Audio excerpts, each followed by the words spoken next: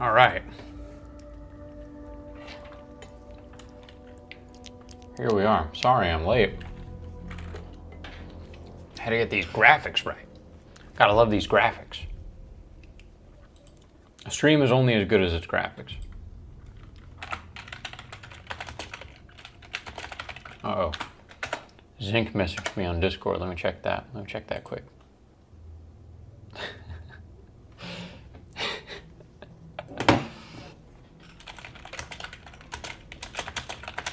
Says, what up? Just fired up an Alan Wake stream.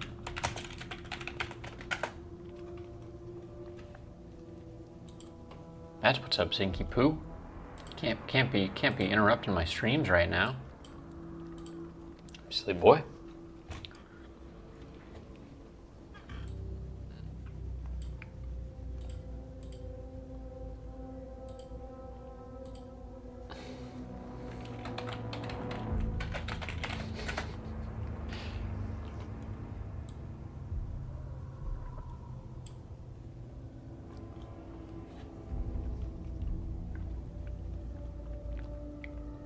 Hello, Card. Welcome.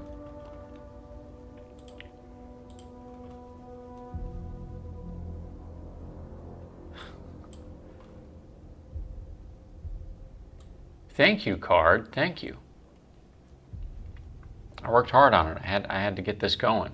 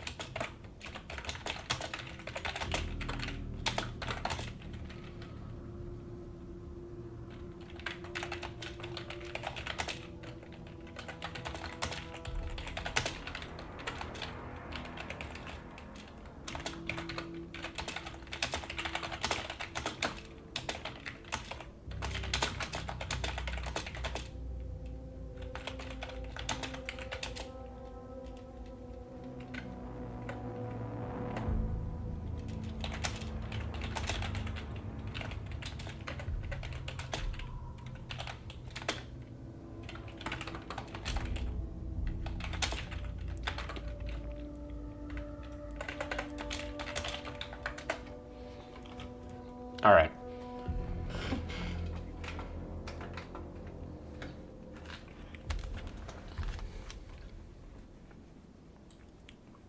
Some other nice little details to this layout.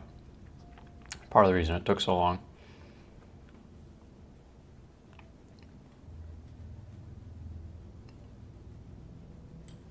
But I think it's worth it.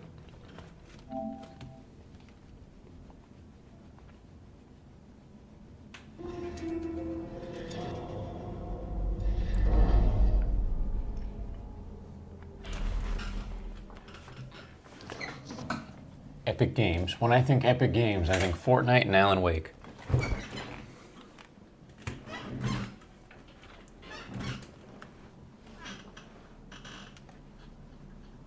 Always read the contracts, kids.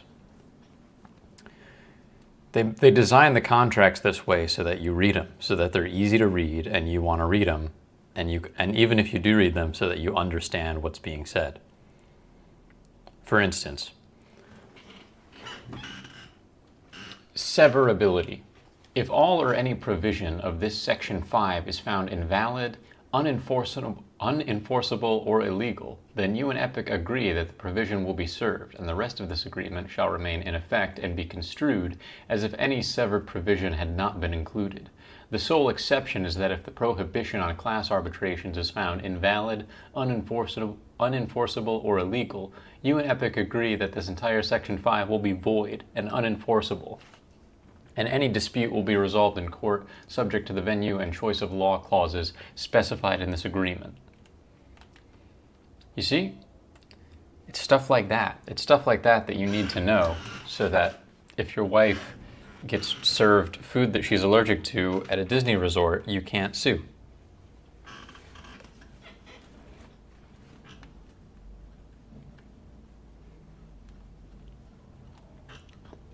You can't drink when you play this game.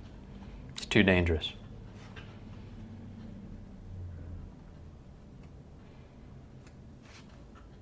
Photosensitivity warning. Be careful.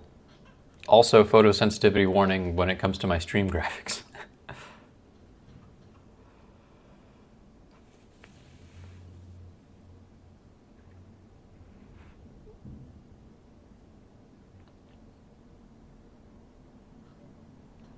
I'm going to up it to 60.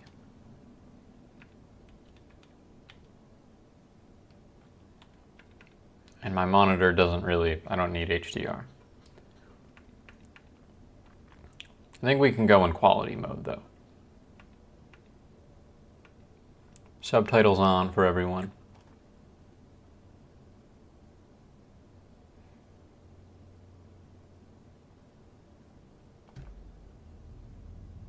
Alright, I was a little worried that I wasn't getting sound, but...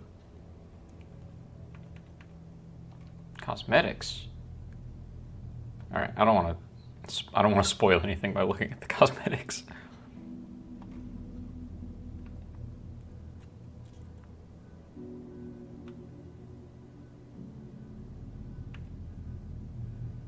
We'll just play on normal mode.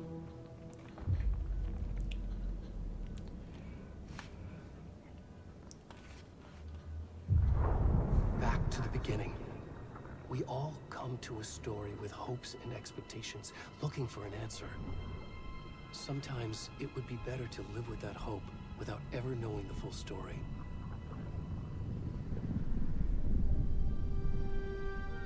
It's very true. Sometimes a story without an ending is the most intriguing story of all. That's why Firefly is so good. There are only victims and monsters. And the trick is not to end up as either. But trapped by the genre, we are all ripped to pieces along the way.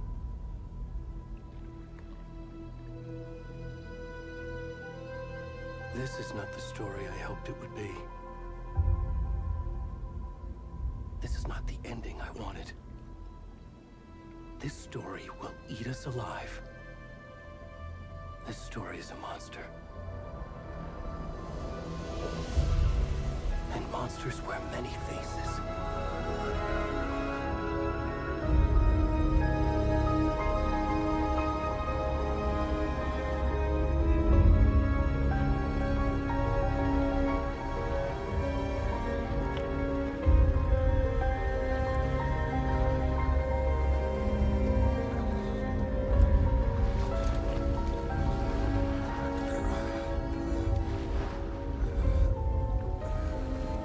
Who's that naked boy?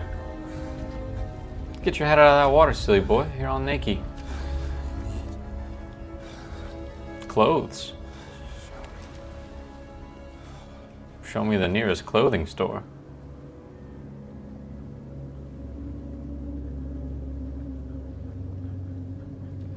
He always turns at exactly the right moment. That's good.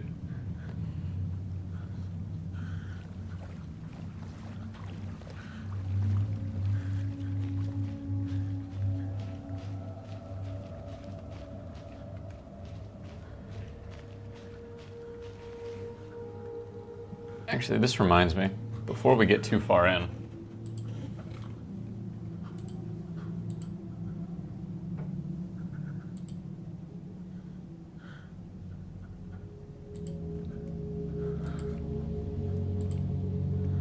update my encoding so that stream looks a little better.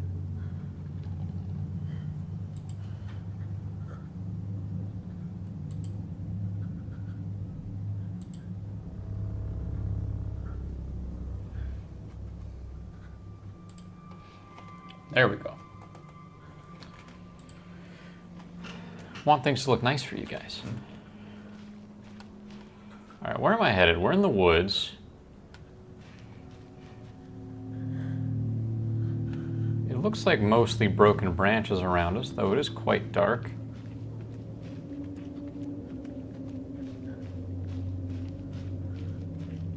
I can't tell if this dude's really hairy or if he's really dirty or both.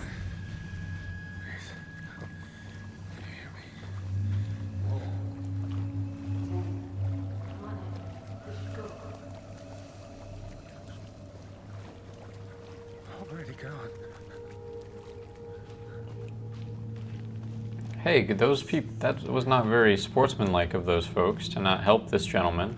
This naked gentleman who just crawled out of the river. He's clearly is in need of some assistance.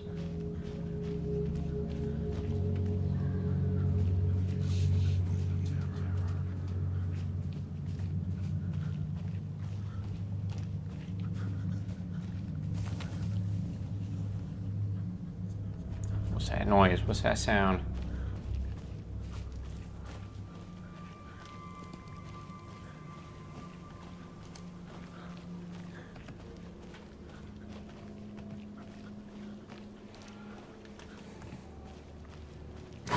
Good. Spooky deer. It's just a deer. Deers live in the woods. It's fine. That was a little spooky.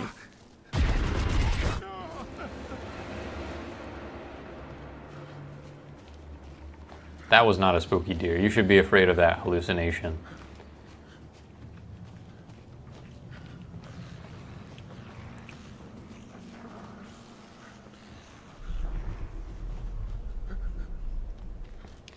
What an immaculately rendered forest this is. Wow. Just wow. Oh, he's getting sweaty. Oh, wow. Visually stunning, but geez.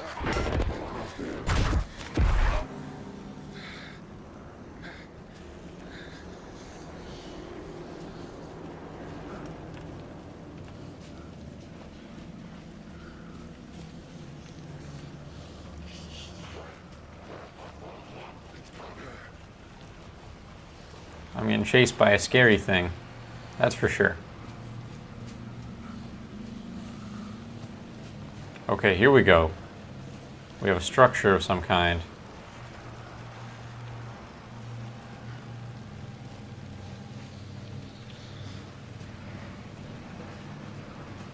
Okay, whoop.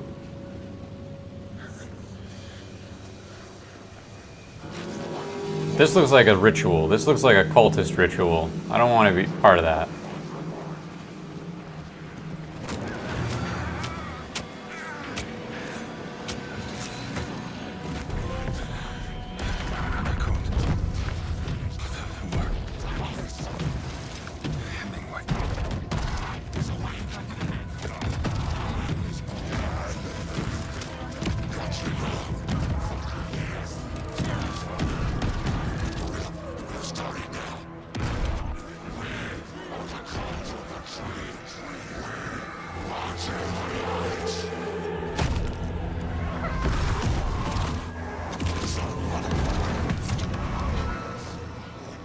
The way they're like interspersing, it feels like they're adding in little live action moments, but I can't tell if the graphics are just that good.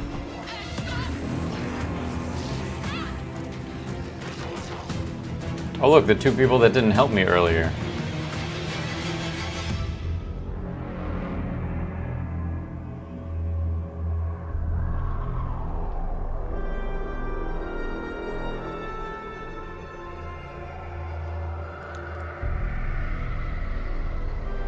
Nothing to see there.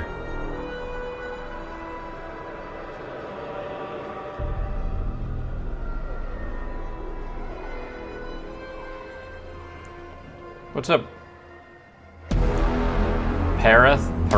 Parathapan?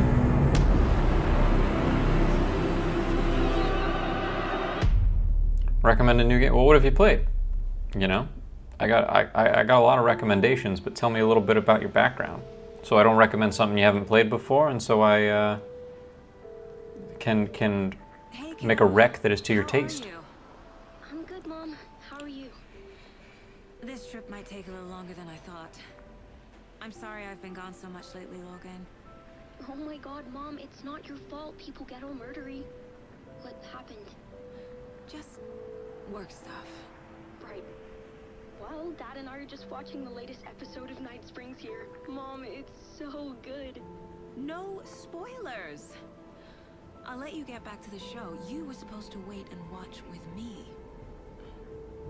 I love you both. This is what happens when you go on work trips, Mom. Love you too. And say hi to Casey. Tell him to stop brooding so much. Logan? Enjoy the unemployment card. I will. Bye, kiddo. Hey, that's Sam Lake. Sam Lake thinks he's slick, dude. Logan thinks you should try cheering up. Snarky kid. Wonder where she gets that from.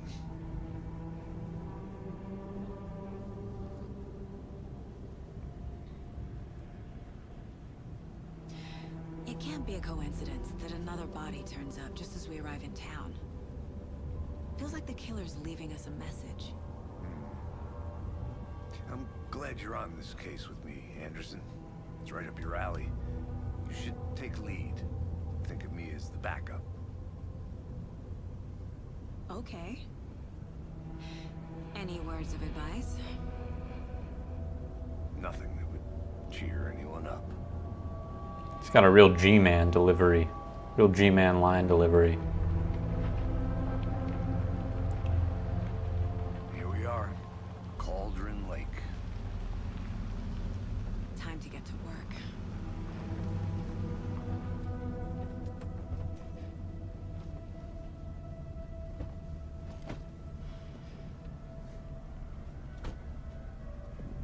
A deputy was supposed to be here to show us to the crime scene. There's the car, so where's the deputy? Eaten by a bear? I'll check out that map.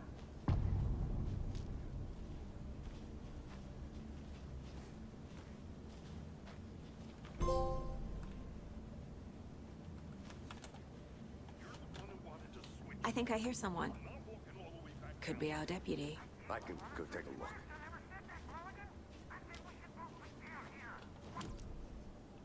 Oh, there's the map.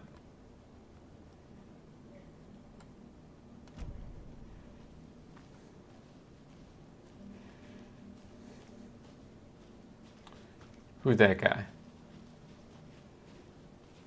Hey there. Agent Casey, right?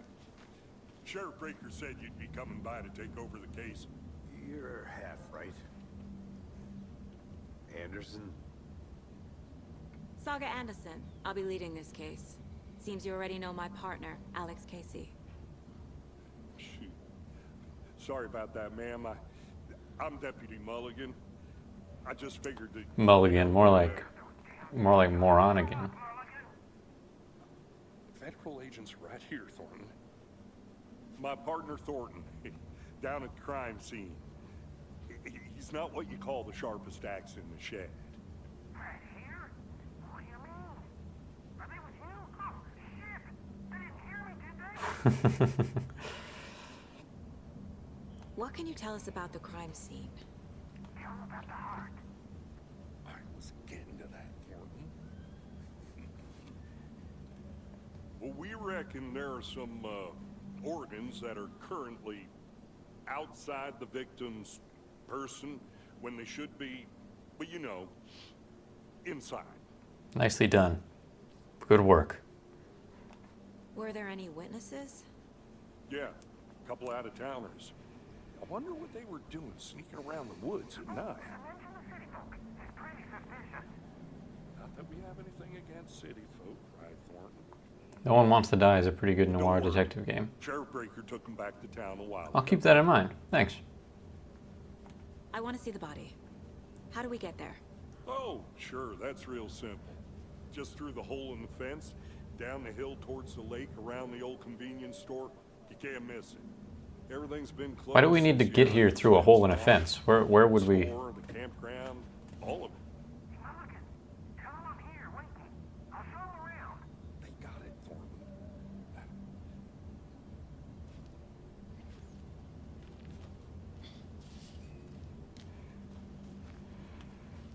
Before we get to the crime scene, there's time to review the facts of the case so far.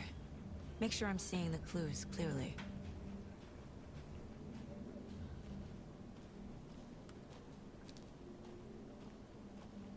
I need to think through the facts of the case. Case board. Whoa. The Mind Place. My mind palace. My version of the Mind Palace technique. To sift through clues and work the case. Building the Mind Place again for each case. using each field office as a model in my head. The facts are on the board. Look, I got a good visual imagination, but this is nuts. Everything we know about the previous murders. Worth taking another look. The case board is a mental technique that allows Saga to analyze clues and progress the investigation.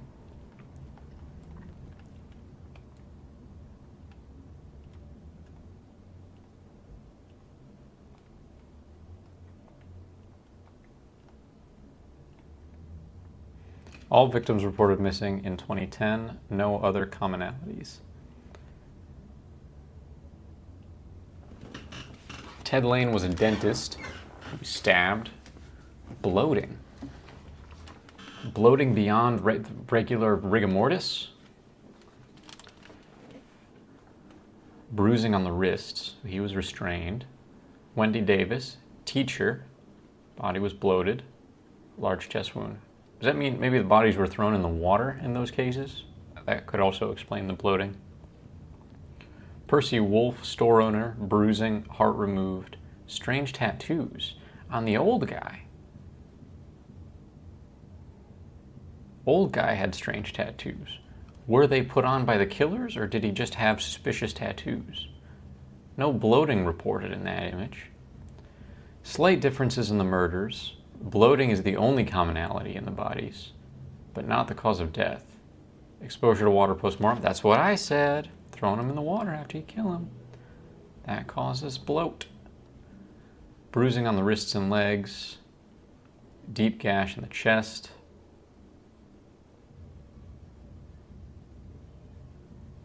Heart missing. All bodies experienced bloating.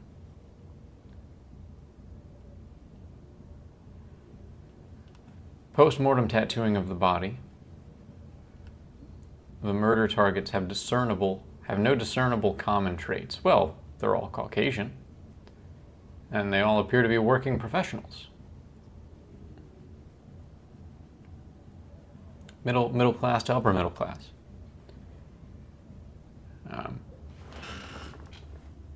Let's look for other commonalities here.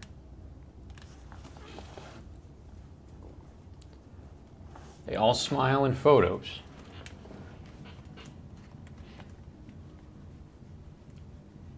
Chest trauma resembles animal butchery techniques.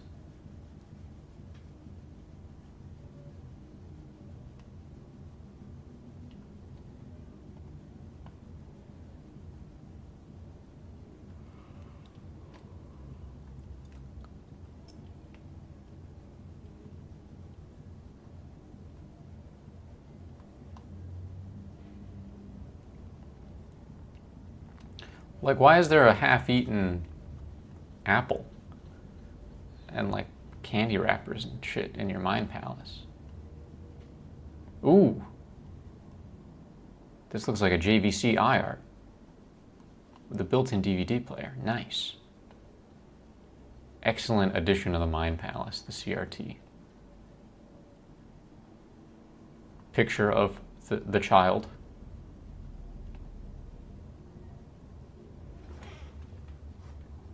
Picture of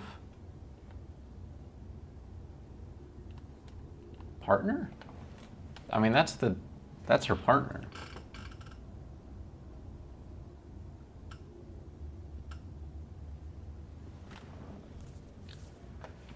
TMBG updated their merch store. Yeah, and there's a fire extinguisher. In case of a fire in the Mind Palace.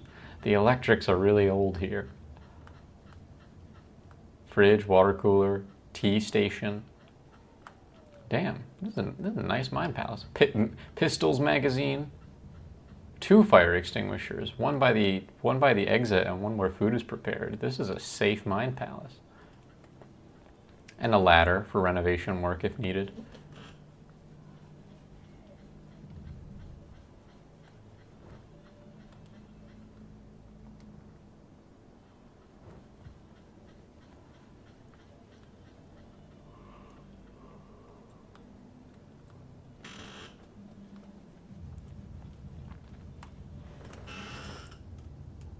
The Greater Washington area, that's just a brochure. The solution is in the details. That looks like a book about being a detective. This takes me back. This takes me back to Alan Wake 1 and like Heavy Rain. If anyone remembers Heavy Rain. Very like gumshoe detective. I see you're already hard at work, Anderson. Close to cracking it? We're just getting started. Let's head down the hill to the crime scene. Visiting the Mind Palace does not pause the game. So we just stood there for like 8 minutes? Okay, well this is clearly an improvised shelter, which could be related. Hey, Casey. You putting me in charge. Why now? Look, Anderson, you're a better detective than I am. You've cracked cases that had the rest of us baffled. I don't want to slow you down. Are you thinking of retiring? You know what happens to cops who say this is their last case. Real funny, Anderson. Alright gang, get ready, we're gonna do some reading. Chaos at Cauldron Lake. Rampage at the rental cabins. Unidentified man attacks vacationers in the dead of night. Sunday, an idyllic evening of barbecuing and late-night fishing was violently disrupted Saturday. Weird way to write that. Why start by saying Sunday and then say things happened on Saturday? As a mysterious assailant attacked park visitors, causing chaos and destruction at the cabins. The incident left 3 people injured, one of which has been admitted to the county hospital. As to whether the attacker is still at large, Bright Falls police have yet to make an official statement, leaving local residents in a state of uncertainty. Witnesses to the crime were visibly shaken, one of whom stated, "One minute we were laughing and toasting marshmallows. The next we heard screaming coming from the cabins. We didn't know what was going on, so we called the police and started running in the opposite direction," said Kurt Mill. Another eyewitness, who preferred to remain anonymous, said, "It's like it all happened out of nowhere. Suddenly my dog starts barking his head off, and this psycho guy comes crashing through the trees. I don't think I'll ever feel safe in the woods again."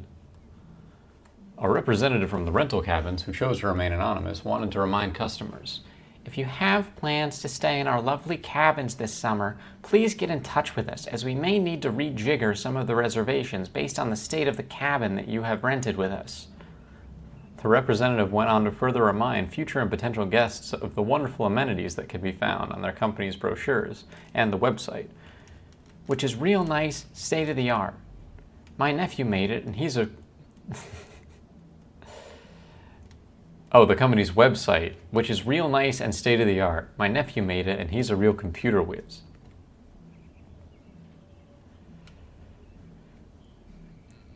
Does a hike a day keep depression away? It might be bright sunny July, but it's never too soon to start worrying about the gloomy months of autumn ahead. That's right, the grand scheme of life, those dead depressing days are just around the corner. Have you been taking your vitamin D? Probably not, but for all of you thinking, there's got to be another way, there's good news. Hyping has been proven to be incredibly beneficial to your mental and emotional health, so get on out there and do it. Just don't forget a flashlight in case it gets dark. Bright Falls' own virtual baking champ. Little Sally Upton's whole family erupted into cheers when she won the big match this weekend. Was she playing soccer? Tennis? No. In this brave new world that we live in, her family was cheering her on as she won a match in a game that exists only on the Information Superhighway. The game in question was Mega Baking Star, in which players compete to make the tastiest treats and sweetest eats for their virtual judges online. Bright Falls congratulates Sally on her big win. That's a random one. What's that lore detail about? I gotta remember there's a virtual baking online game that Sally is a champion at. Sally Upton. Missing Doberman found on the trail. Ooh, this seems good. A heartfelt reunion took place this weekend when Miss Amanda Smith was reunited with her beloved dog Coffee Bean. CB, as his owner refers to him, had been missing for 3 days, and Miss Smith was afraid that she would never see her best friend again. "When I got the call, I couldn't believe my ears," she said. "I must have asked, 'Am I dreaming?' 7 or 8 times. It was actually 9 times, confirmed Ranger Stevenson, the man responsible for finding the wayward canine. It's rare that you get to give those kinds of calls, and I feel real grateful to have had the opportunity. What with all the predators out there, usually you're telling folks that you found their dog's head, their cat's eaten, you know. And so it felt real good to give some good news. Even if Coffee Bean is kind of in rough shape, the fur will grow back, sure, but, well, I suppose that's all I should say about that. Alright, Coffee Bean was found. So clearly these cultists are not down with killing dogs, probably.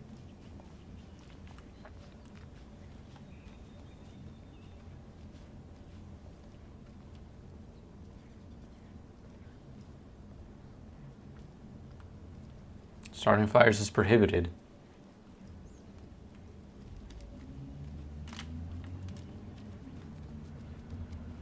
Stairs are out. You okay to jump down? I'm not.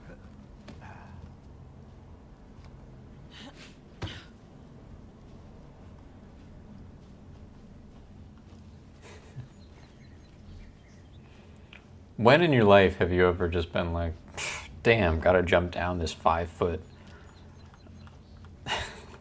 this 5-foot cliff? Nature. It's part of my day job. A headache. Too much sky. Stairs are out. Stairs are gone. Just not another day, another dollar. Jump 5 feet down.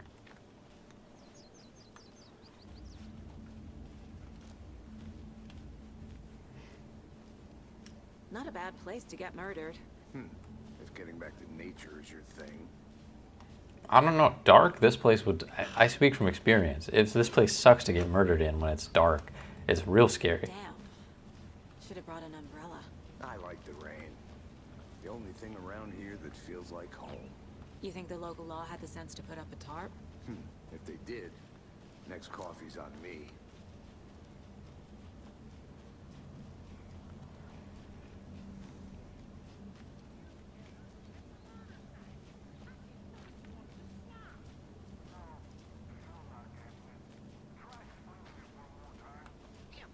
Can I make it, Mulligan?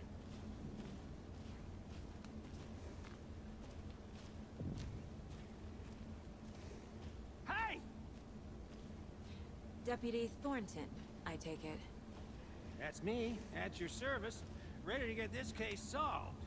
Now the body's behind the store. Come on, I'll show you.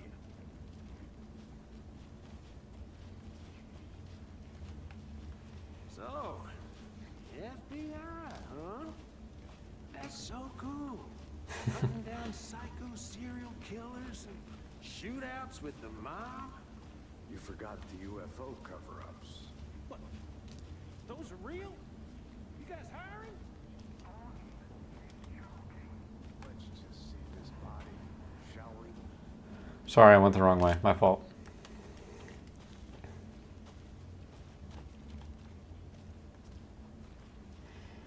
It's weirdly like big area. I wonder how far I could wander before the game would just be like, no. Now this is the scene of the crime. We found him on the table. And we didn't touch nothing, you know, procedures and Oh, geez. stuff. I mean, Thanks, Deputy. No tarp. You owe me a coffee. Okay, let's start by examining our guest of honor. Does this fit the MO of the previous murders? I gotta be real careful about how I... Body is positioned on the table. Ritualistic.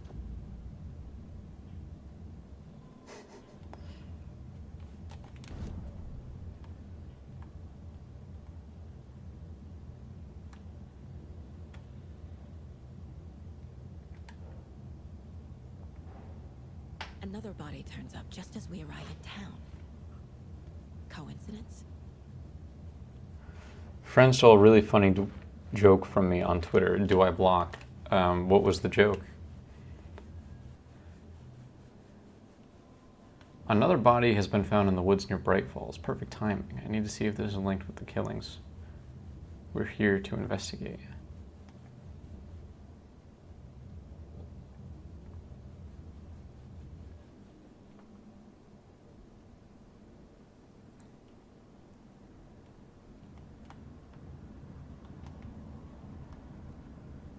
Well, they cleared the old info on the case board, though.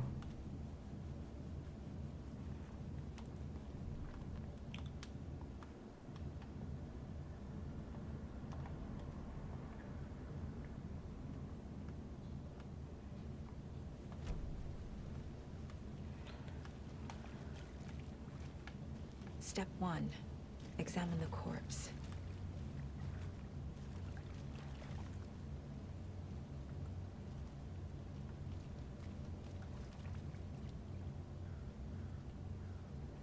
Jeez, this is a... The killer left the heart right next to the body. weird. Incised stab wound. Chest cut open. Heart removed. Yep. Restrained with, looks like ratchet straps? Bruising on the wrist from the cargo straps Yep. holding him down.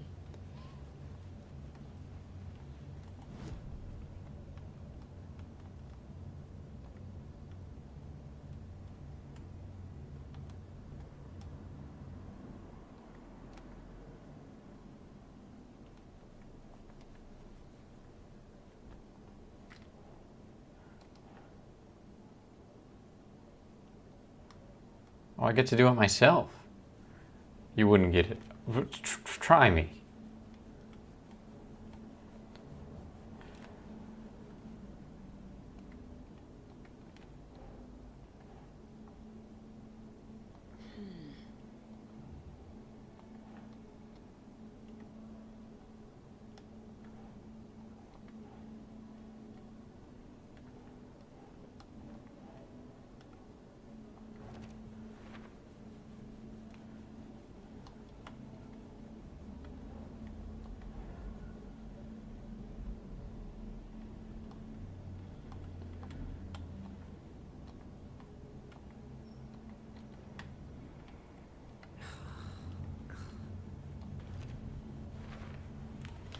Heart removed from chest. Strapped by the wrists. Definitely matches the previous murders. That's consistent. But this time the heart and the straps were left behind. Mm-hmm. Weird. More clues to work with. This makes 4 murders that we know about. That means they were probably in a hurry. The clues have resolved the open question and unlocked a deduction. As you advance the investigation, new questions will be unlocked, updating your goals.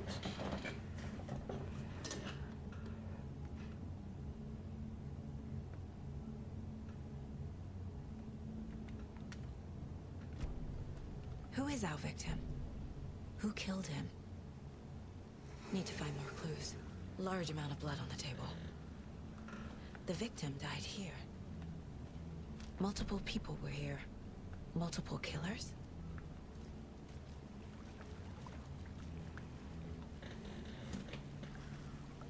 Gas cans are a weird detail. Were they planning on burning some of the bodies? Question mark. What does it reference? How do you know I haven't consumed it?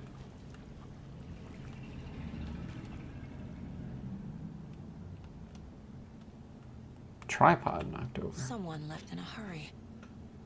Knocked the tripod over. Is this Was it tourists? for a camera? Or were these the cultists? Someone was drinking beer. They spent time here. Waiting.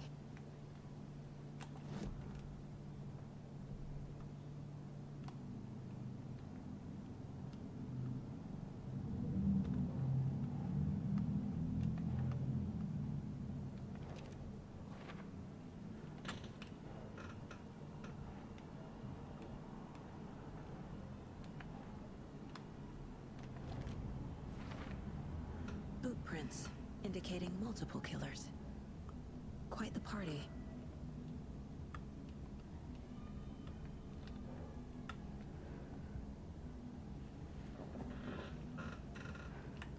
It's about the unanimated parts of JoJo's... Everyone knows about the unanimated parts. The unanimated saga of JoJo's Bizarre Adventure. Duh. Duh, card. It's easy. Any idea who the victim is? Oh, I sure do. His name is Nightingale. He was FBI. He came to town about 13 years ago. I haven't heard a word about him since. Well, until now. Nightingale. Robert Nightingale? Oh, yes. You probably knew him. Brothers in arms. Oh, and his sister.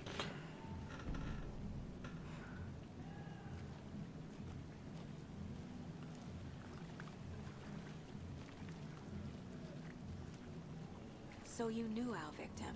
Well, I didn't recognize him in his current state. But yeah, I ran into him a few times in Quantico. Never worked any cases together. After his partner... Quantico is where the FBI went is. off the deep end. Got the boot pretty quick after that. So what happened to Nightingale after the Bureau let him go? I only know the rumors. Depression led to booze, booze led to paranoia. He got some wild ideas in his head. Chased ghosts until he fell off the map. I don't know, chased Alan I bet Wake's there's more ghost. to that story. But no happy ending. Nightingale went missing 13 years ago, 2010. Same as all the other victims. Certainly fits the pattern.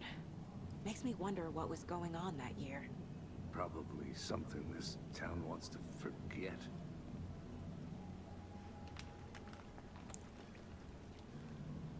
I think that's everything. For now, at least. Mm-hmm. Anything clicking yet? Not sure. Need to think about it. Let's go to the Mind Palace.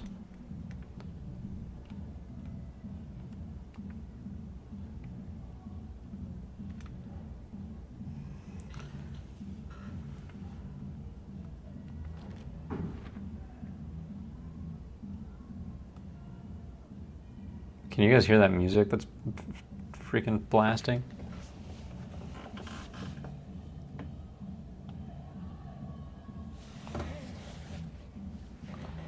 My friend just received a letter from me that I sent a month and a half ago. It was 5 minutes away. Just walk it to him. Yeah, it's so fucking loud. Every weekend. Robert And like all my windows are closed. My place is sealed.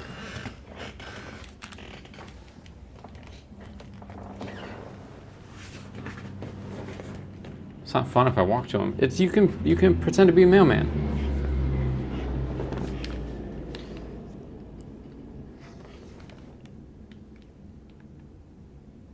Well, they really juiced up Casey's portrait for this game. That feels a little biased. It's a fancy letter. Apparently not fancy enough to walk over.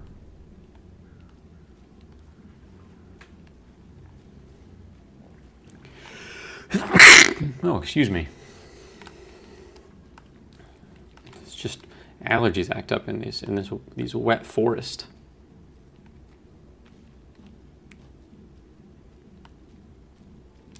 I'm gonna go check something out. Be right back. Got it.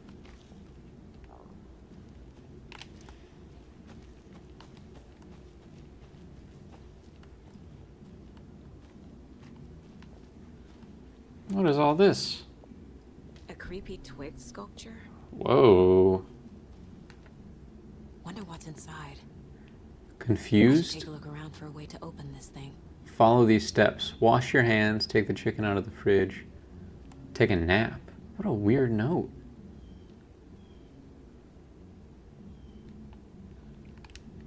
It's like a note that your mom would leave, like passive aggressively, telling you to defrost the chicken for dinner.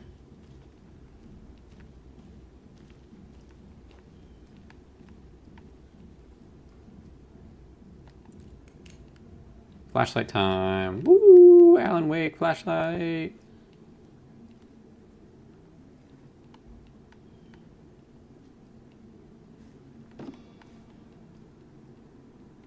Look, there's another triangular symbol.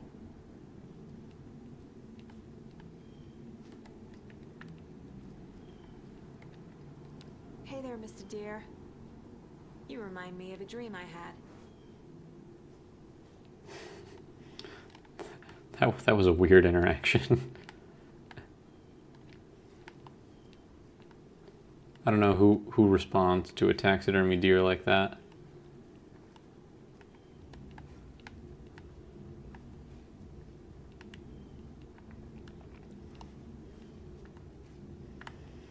Is this like someone's house? I don't understand. Like, these people were living on a park trail in what appears to be like a mobile home trailer type thing.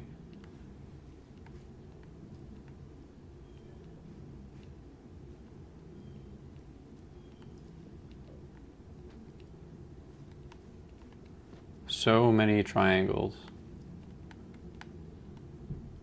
They took the mirror out of the bathroom and replaced it with a triangle. 2 sinks.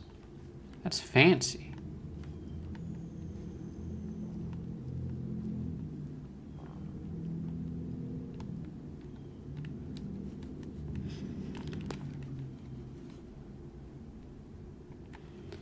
Let this be a warning to you, fellow trespassers. They say the lake is caldera, something formed by an erupting volcano, or the sinkholes it leaves in its wake. But what if that's not true? What if something else, something less natural and much more man-made? Intentional. I say the lake's not formed, it's designed, and it has a purpose. The lake is a hiding place. Beneath the calm surface lies a secret machinery ready to be activated at the press of a button. And the people with the button, they're in that big house by the lake preparing. I know it. First drawing, waterline.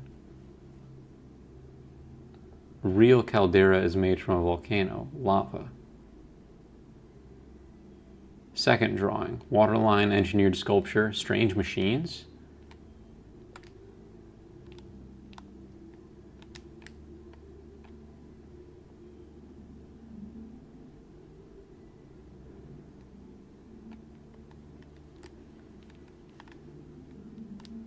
Okay, mental note that the person that lived in this house had a conspiracy theory. Casey, what's the far's favorite shape?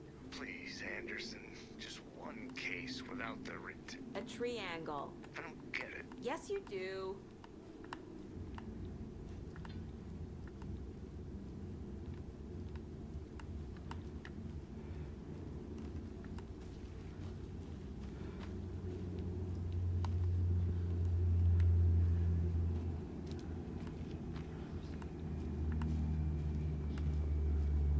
Alright, we gotta find a way to open this thing. The park rangers? I mean, technically the FBI. Anderson! Hey, let's get back to work over here, can we?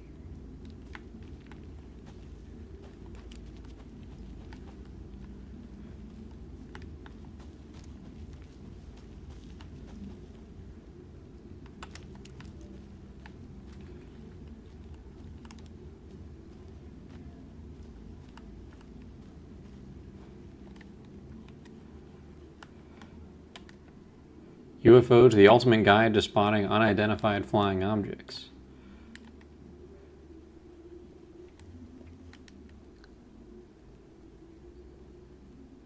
Oh, I mean, yes, I guess the Rangers could have been living there, but it felt like the note made it sound like a parent. But that's just my own 2 cents. But yeah, I guess the Rangers could live. I don't know, the house is so damaged though. And there were 2 sinks, like it was a couple. Writing this down in case it happens again and I forget. I got that feeling again. It hit me suddenly at 1:15 a.m. after I'd finished my AMA on the porch of the trailer. I got in the car and drove, chasing it. I don't know what AMA is. I don't know what that is. Starry night, not much moon, as expected. It led me past Bright Falls to Cauldron Lake. I tried to find the right spot, the right emotion, the right thought, the combination to have it all aligned to make it happen. Terrified it would. It didn't, not this time. Frustrated but relieved.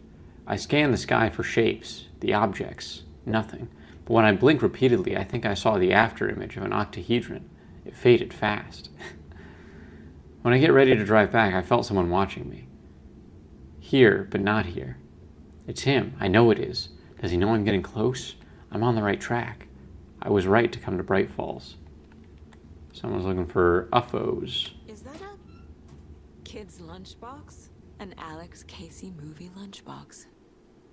Casey hates the endless jokes about coincidentally having the same name as a fake detective. He hates those cheesy crime books. But he really hates the movies.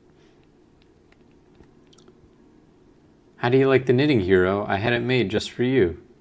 Oh, look at all these Easter eggs. Manuscript fragments. To the Mind Palace.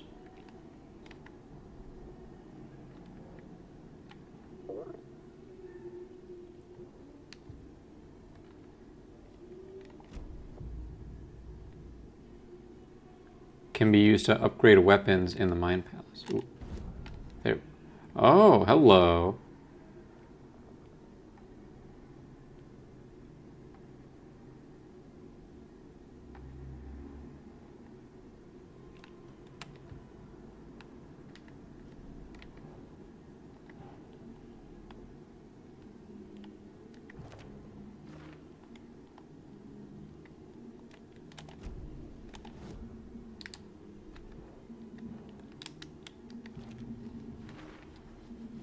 They planned for the murder to happen here, passing the time with equipment ready. That's right.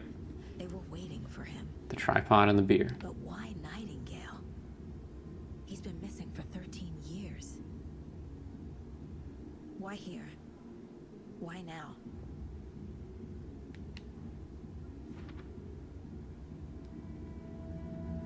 Ooh. Profiling. Get into the subject's head. See what they saw. Feel what they felt. Use whatever I know about them to guide my intuition to a revelation. Piece it together. Using her intuition, Sokka can discover new clues by profiling people of interest. He was a missing person. Agent Nightingale has been MIA for 13 years. How did he end up here? This is exactly how the FBI does it. It's not a lake. It's dark. He was there too. You are not allowed in the lake until he says otherwise. Robert Nightingale came from the lake before his murder.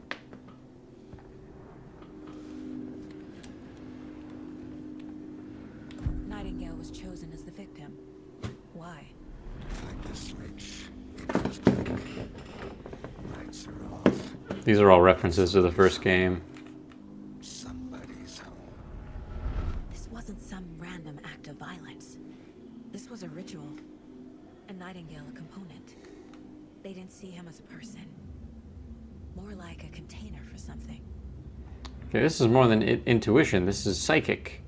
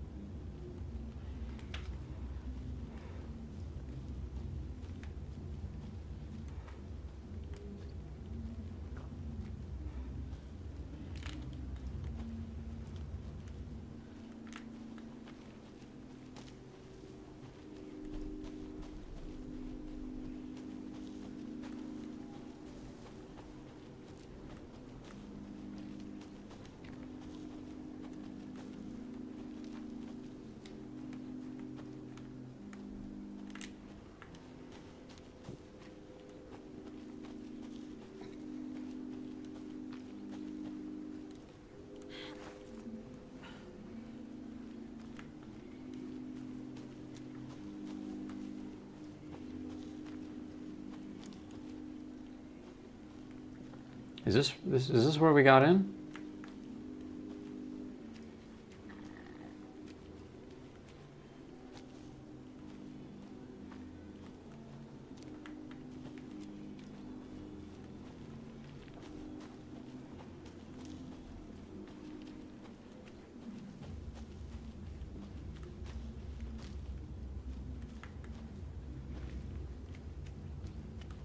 Let's see what else we've got around here. So that's the body.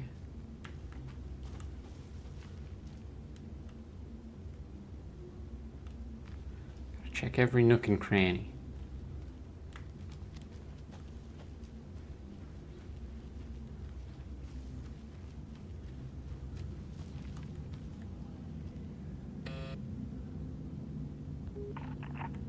Hello, this is Agent Anderson and Agent Casey, FBI. We'd like to come in and ask a few questions pertaining to an investigation. The station heads are not currently available. Access is restricted without their permission.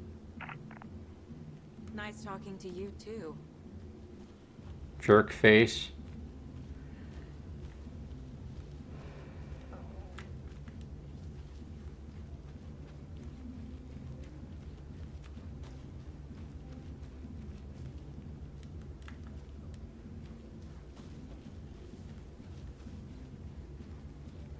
Locked. They really don't want people coming in here.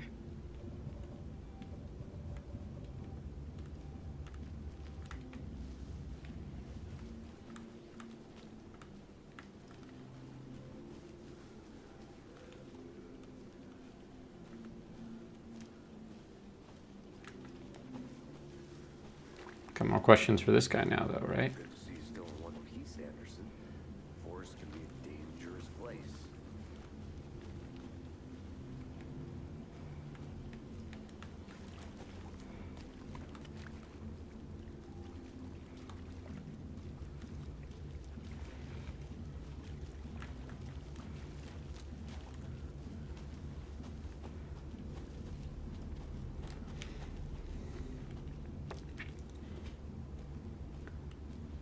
Gotta find the combination of that thing. I think I saw something. It'll only take a minute. I'll wait here.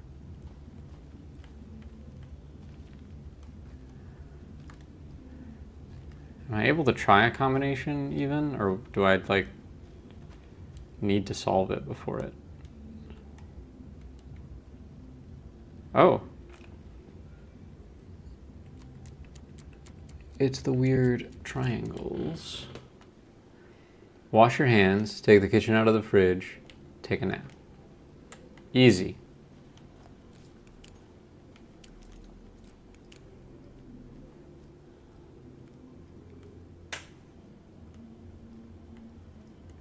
Step 1 is wash your hands. Diagonal triangles. Vertical triangles. Diagonal, vertical, horizontal. Easy mode.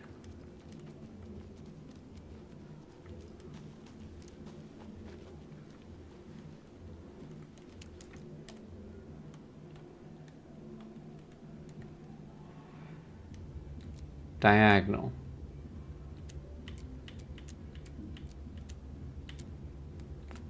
It's one of the crap.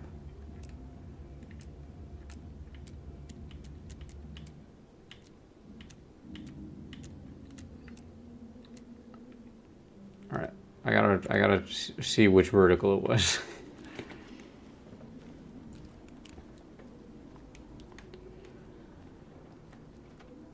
Okay, tip to tip vertical, flat to flat horizontal, I'm getting flashbacks. tip to tip diagonal. Remember Ohio? Sure. The North Side Slasher. But that case was completely different. The trees, Anderson. He hid the bodies in the forest. Okay, that's tip to tip, that's flat to boom. Don't take anything if you aren't one of the trees.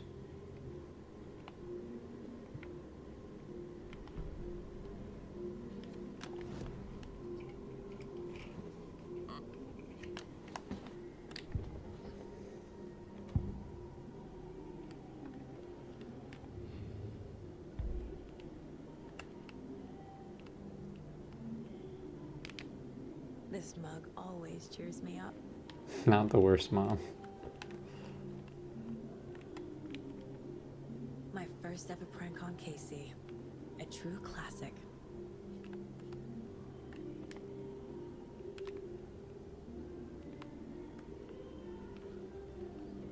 Oh my god, the music is so loud.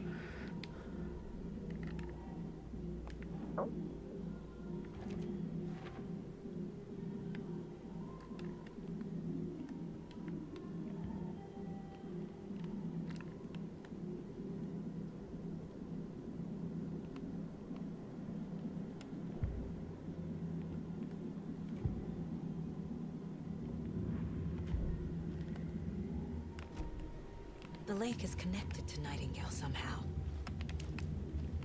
Casey, let's take a look down by the lake. Lead the way. Sounds good. But this way, right? Right.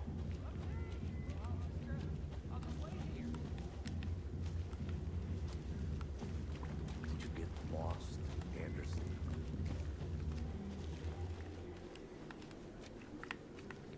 This one of your hunches, Anderson? Did something happen at the lake? I think Nightingale came up from that direction. From the lake.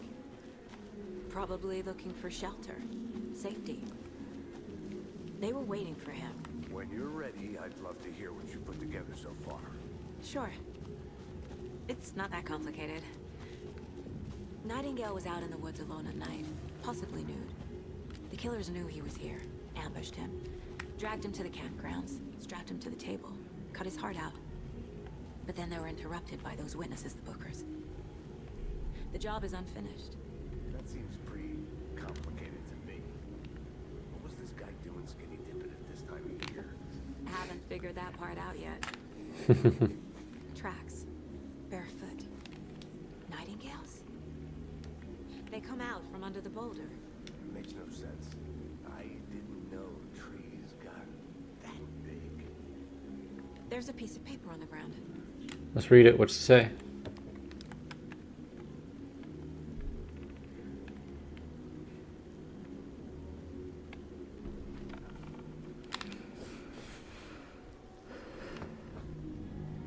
A page full of text on one side.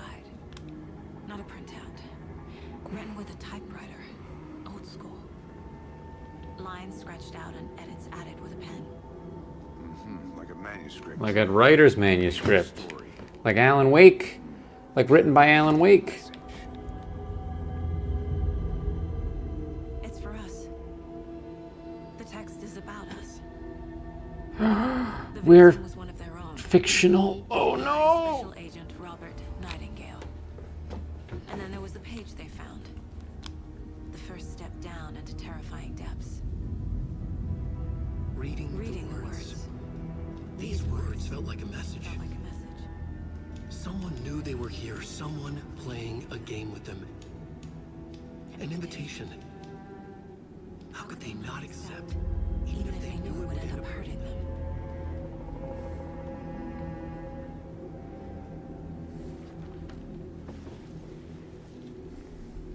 Someone's been watching us. Playing a sick game with us. You were right. This is right up my alley. Nightingale came this way. Either he dropped this page, or the killers left it for us.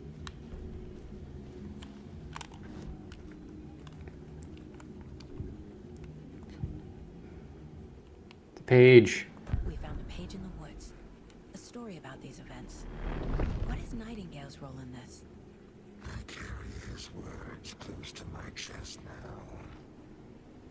Inside, the awful truth. You must dig it out.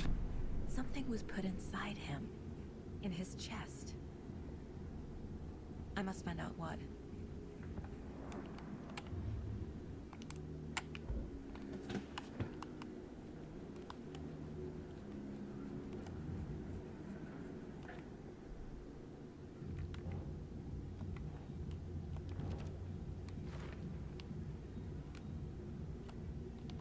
He walked through a boulder. It doesn't make sense. That is true. I think he came from the lake. But his tracks make no sense.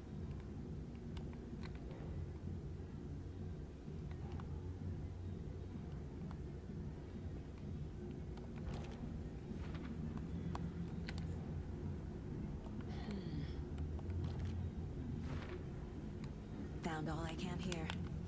Time to properly examine the body. See what I can find inside.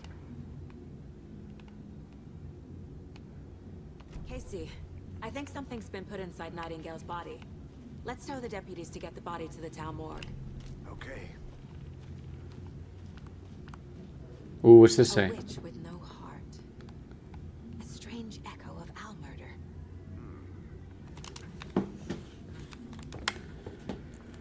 There's no mystery in Cauldron Lake being named after its cauldron shape, and yet there are many mysterious stories about the lake, it being a gloomy doorway to the underworld, or a witch whose cauldron the lake really was. This seems like a reference to the first game.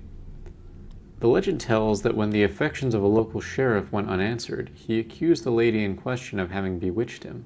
She was drowned, but her dropped ladle grew into a strange tree, named Witch's Ladle. The woman returned to avenge her wrongdoers. If she was not a witch before she was now. She killed the sheriff, drowning him in the lake. Then she took out his heart and locked it in a box. With the heart, she would summon him from the lake to exact revenge on her behalf. Or so the legend goes. Whoever wrote that page made sure it read like a story. Like a scene from a thriller. I hate all of it. The text said we'd find more. I believe it. But what's the purpose? They're twisting events to create their own narrative to do what? Entertain some fantasy? Projecting their desires? Are we characters or the audience? Witnesses to their design? All the above? It's all about control. Deciding what happens to who. Don't let it drag you in. Too late. I'm already hooked. I need the next chapter. Can't go any further. Water's too deep.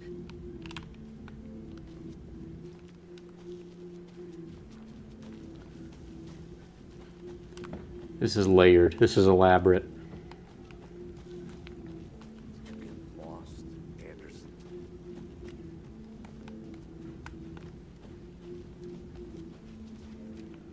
Did you know this entire area is inside a caldera?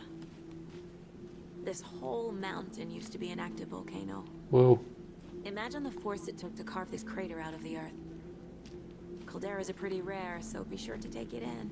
So, essentially, we're standing in the gaping maw of hell. You got it. I used to love geology when I was in school. I helped Logan build a great baking soda volcano for her science fair. Cheating on a science fair? That's almost a crime, Anderson. I'm not gonna say no to quality time with a volcano. I mean, my daughter. You made it back. Good. I hope you didn't get stuck in any of those big puddles. Crazy flooding down there, huh? Just like I said. Deputy, I want the body taken back to town for a proper examination ASAP.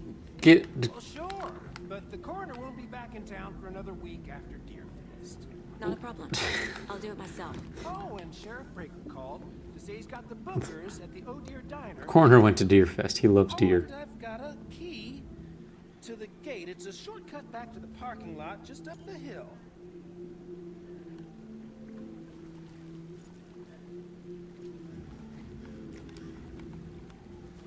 Thanks. Let's get the car, drive to Bright Falls, and talk to these witnesses, the bookers. At the diner, right? I could use a cup of coffee. Let's try that shortcut the deputy mentioned. Sounds good.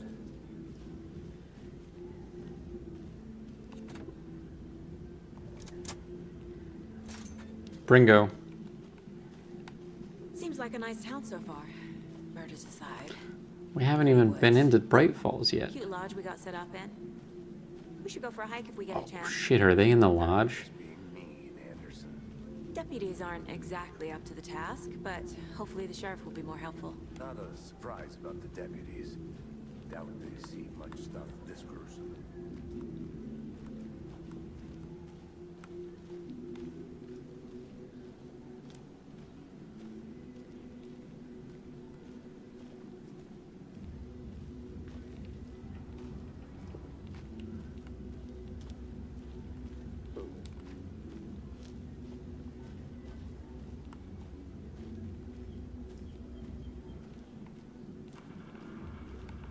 I want to walk around for a minute. You know where to find me. Ooh, more stuff. More stuff over here. A lunchbox again. Who's leaving these out here? We're all in this together, hero. Have a heroic day.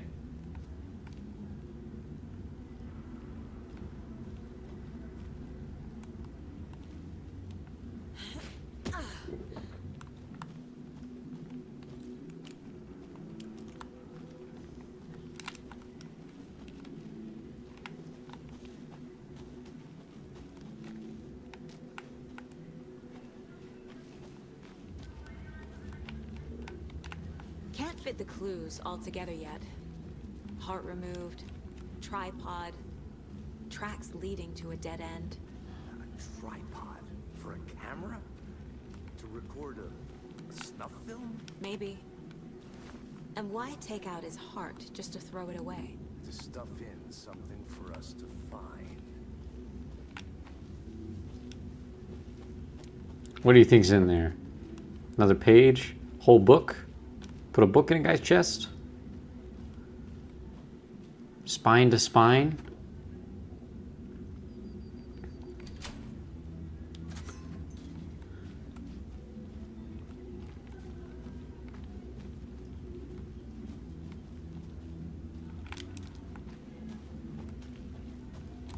I'm gonna go check something out. Be right back. Got it. After I saw that weirdo guy, I decided to change spots again, move up the mountain a bit. Found a fantastic overlook to camp at, but I'm more interested in this Alaska onion grass. Invasive but edible, and surprisingly tasty. Started hearing wolves or wild dogs or something like 10 minutes ago, but they sound wrong. Rabies? Want to leave, but the sun is going down and my stupid phone is dead. Gotta hide in the tent and hope they go away. Something's really not right about this place. Sounds like this, the hiker could have died. Made some poor choices. Moved inland, foliage is stunning. Must come back in fall. Had to stop and sketch this gorgeous fine maple. Just at the way the blah blah blah's beard hangs off it. This is why trees are better than people. Speaking of people, saw some drunk guy staggering around the forest earlier, acting weird. Maybe drugs? Kept my distance, so I should probably find another spot. So annoying. I finally made my way to Cauldron Lake. The fence was easy to climb over with the proper gear and skills, which I thankfully possess. Next goal. Spotting the rare and elusive orange-crowned warbler. A little late in the season, but hopefully I can catch it before it begins its journey south. I've noticed intriguing behavior in the surrounding common bird life. They seem to be alarmed at swarm around the lake. No birds of prey nearby. There are some strange sounds carried in the wind, however. Nothing I can recognize or explain. Getting a little concerned, I might have to find another spot, somewhere safer. The sounds are getting closer.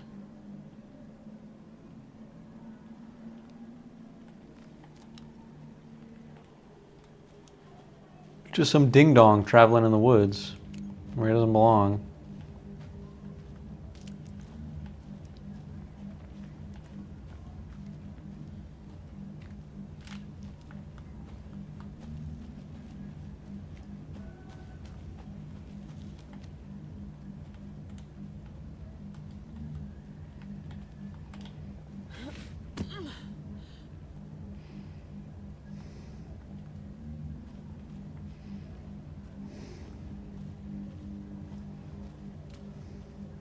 Here we are. Let's drive back to town and meet the sheriff at the diner.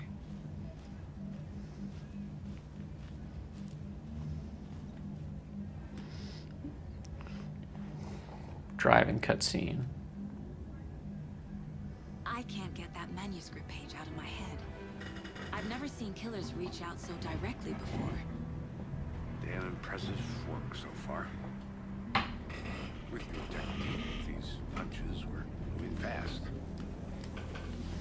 I wasn't sure about taking a case so far from home, but I'm thrilled to be here for this mystery.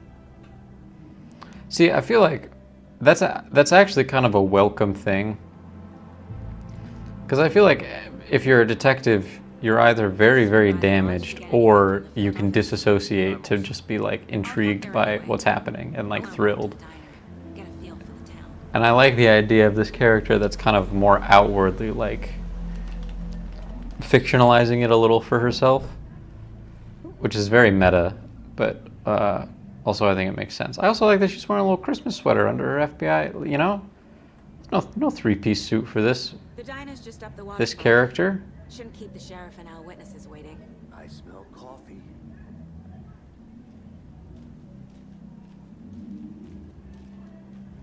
Yeah, look at this tiny town.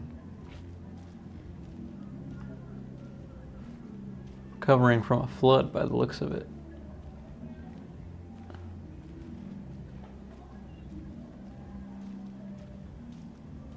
Just how much coffee have you had today, Charlie? Don't know, don't care. How much do you have? Not enough. That's all much. Never enough coffee. Oh, that's rich, bittersweet nectar. Give me that coffee world. Get it where you can. Get it now. Deerfest. Not to toot my own horn, but I am pretty darn sure my, I mean our float. It's a nice looking float, sure. I'm gonna go check something out. This is my first year. Be right back. So I don't know what to expect, but it is the finest entertainment a town like ours has to offer. The happiest We gotta poke around. We gotta poke around where we can. Oh, I certainly hope so. It is sweet and cute, isn't it, Charlie? As comfortable as I am.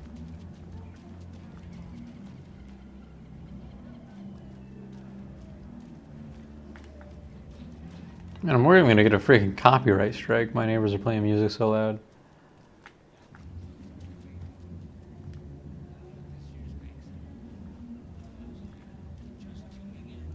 You're listening to the Pat Maine Radio Hour, brought to you by Davis Family Roast Jerky. And here in Bright Falls. Look at this guy looking out at the lake.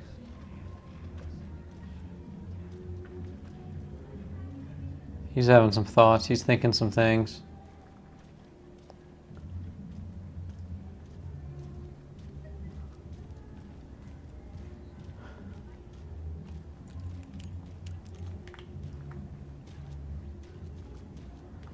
Billy's boatyard. Can't open this with my bare hands. Locked.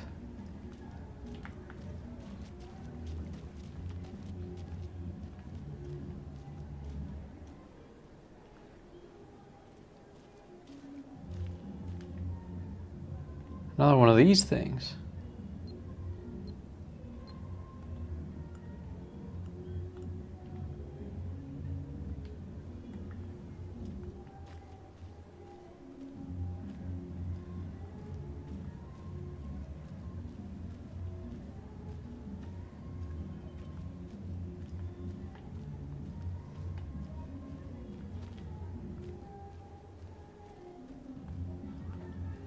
Also locked.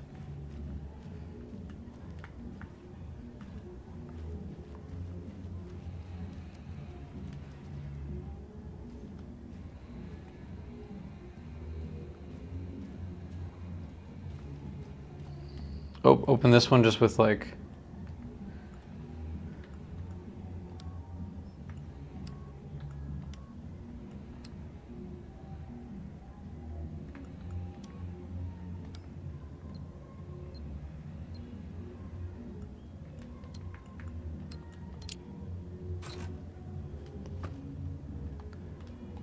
Huh, okay. It's a little weird.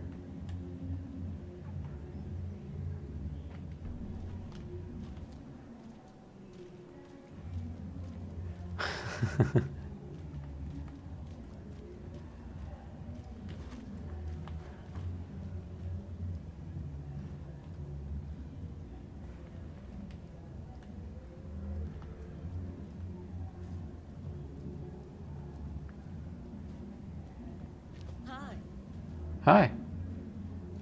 Oh, okay. So not a person I can actually talk to.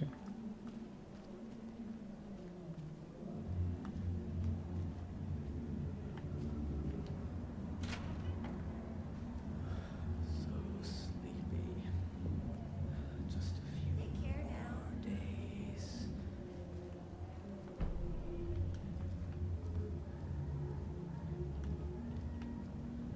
Just a few more days. Who talks to themselves out loud like that, dude? Calm down.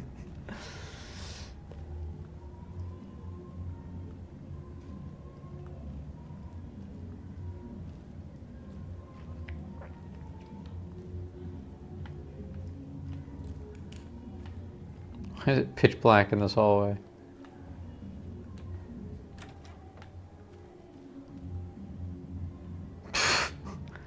What are you doing? What are you doing in here? Looking at this pool table with a guitar on it. What's wrong with you? That guy seems like he's maybe neurodivergent in some way.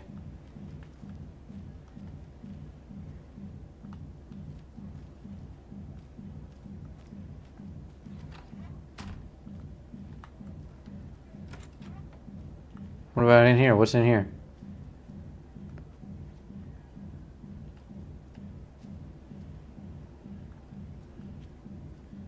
Nothing. But what's in the bathroom?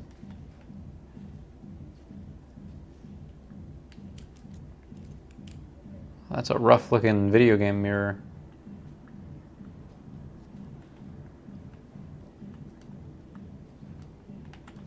Alright, nothing in this room.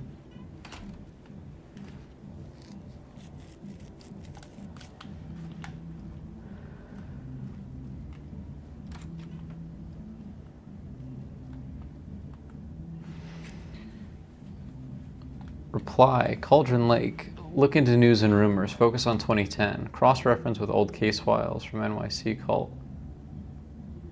Similarities, commonalities, methodology. Find out name of good coffee from diner. Is this our room? So much coffee.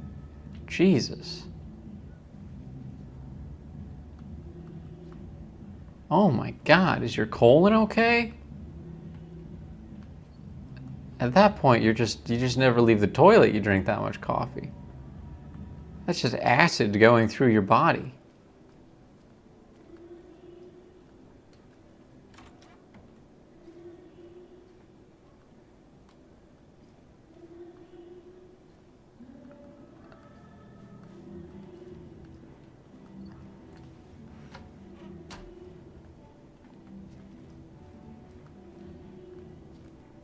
I'm checking every room. I don't know what y'all were expecting.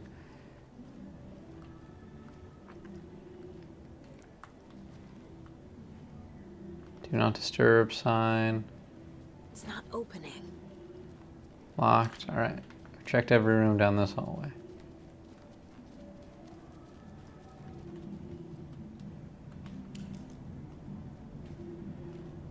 I think this game is too dark for me.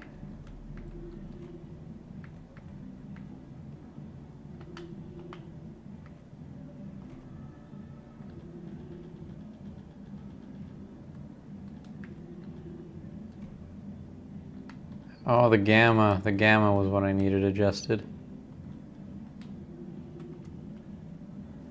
That's better. I can't force it open.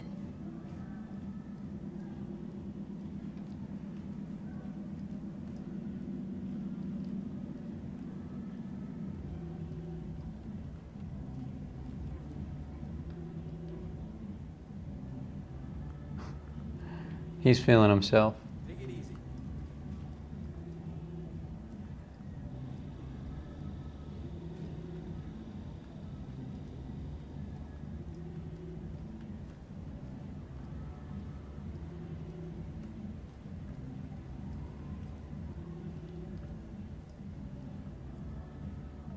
Says this room's private. Not to me, though. I'm a detective. Rest easy, buddy. She loves taxidermy deer heads. She loves them. That's why there's one in her mind palace.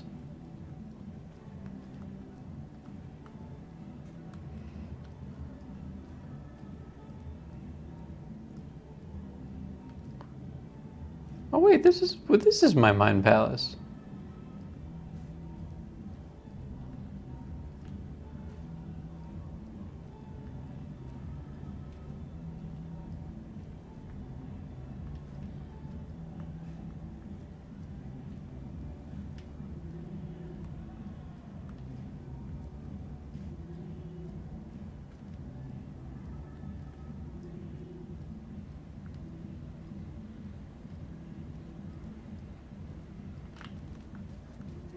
All right.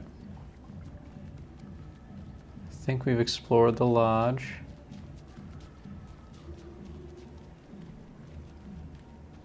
This is our car. Any interesting guests lately? Any good finds? Zilch, was someone left to grow a surprise under their bed for housekeeping? They're nuts. So, that's what all that scream was about? Mercado won't roll over on the issues.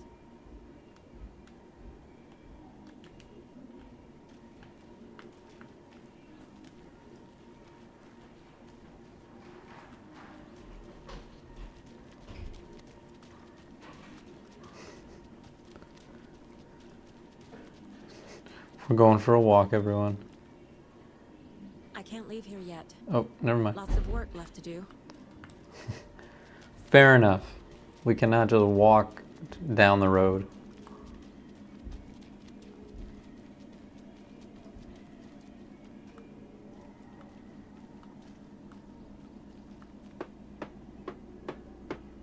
You got it. Yeah, you build that fence. You build it. Oh yeah, get that nail in there, good. Oh, make sure that one's tamped down. Oh yeah, good job. You gonna throw another nail in there maybe? Thinking about it. Yeah, there you go. That's pretty close to where you were nailing before. Don't put too many nails in one spot now.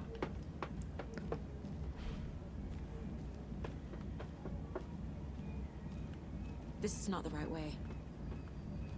I have a case to get back to. I guess it's not very narrative. It's not very plot for me to just like explore every nook and cranny of this town right away. I gotta pace myself. Let's get back to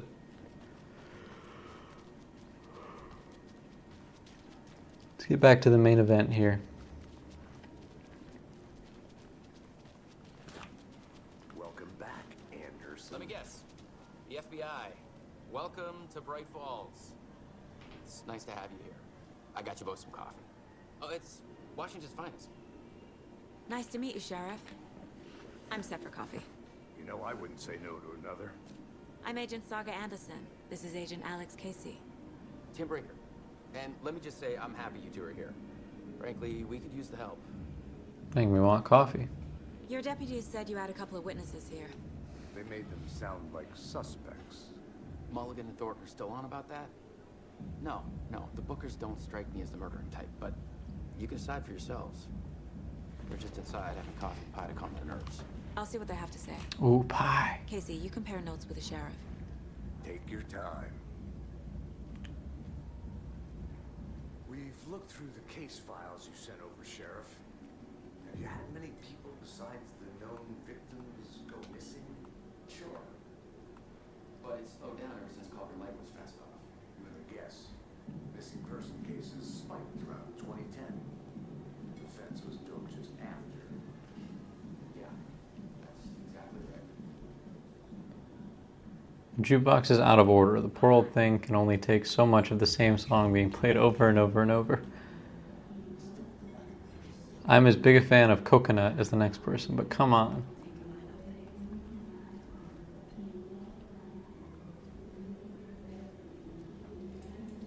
All right, where are these folks that I'm talking to?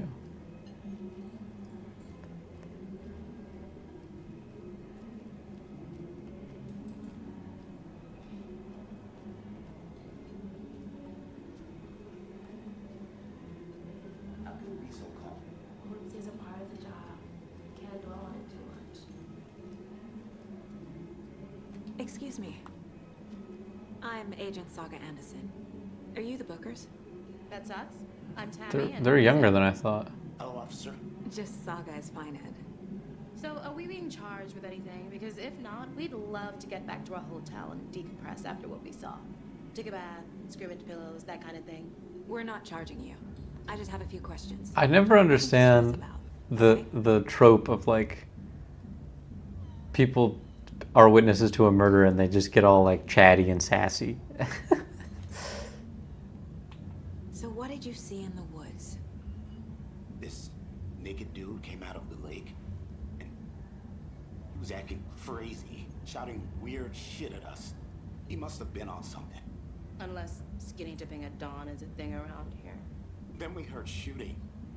We ran into these psychos in deer masks. Seems like talking to these guys first would have given us a lot of info. Satanic cult. And then we bolted and called the cops.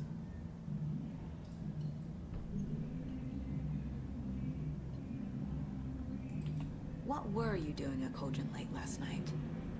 I'm a writer. True crime. We're here from New York, doing some research on a famous novelist, Alan Wake, who went missing here. Oh, Alan Wake. What do you know? That's what this game is called. What makes you say it was a cult? The masks and knives aren't enough. They were shouting, "Cult of the tree, the cult of the tree, cult of the tree." Oh, and then we found out. The whole thing was terrifying. Found a what? Why did you shush him? You got a bad attitude. This guy seems like he wants to help. Why'd you shush him when he was going to give me more helpful evidence to solve this murder? That's not very nice.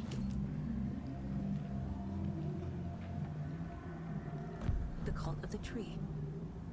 What aren't the Bookers telling me? I found their necklace. The symbol is 2 triangles. The cult wants their spruce tree back, Tammy. Finders keepers, Ed. My publisher will want this on the cover. Tammy found something. A necklace belonging to one of the cultists. Tammy. The Bookers were at Cauldron Lake. Why? The fence was built to hide what's there. They say the rider fell in the lake. Private party. No trespassing. My book has questions. Past the bolt cutters. They broke in for the sake of Tammy's book. Nothing to do with the murder. They were telling the truth.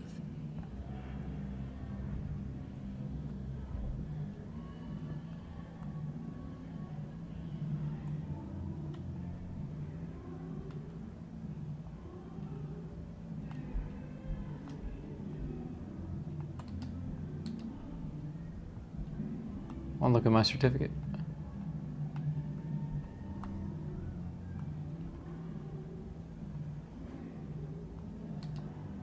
The Mile High Straggler case. Proud of that one.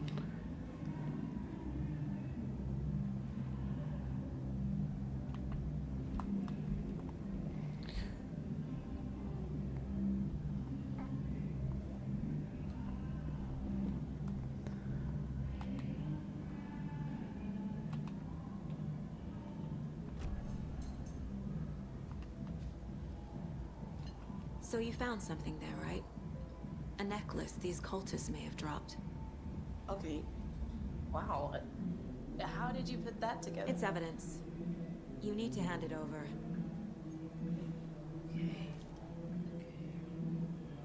Told you not to keep that thing, Tammy.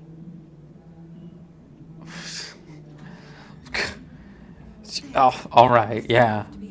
This thing that I took from a crime scene, whatever. Stick around town for now in case we have any more questions.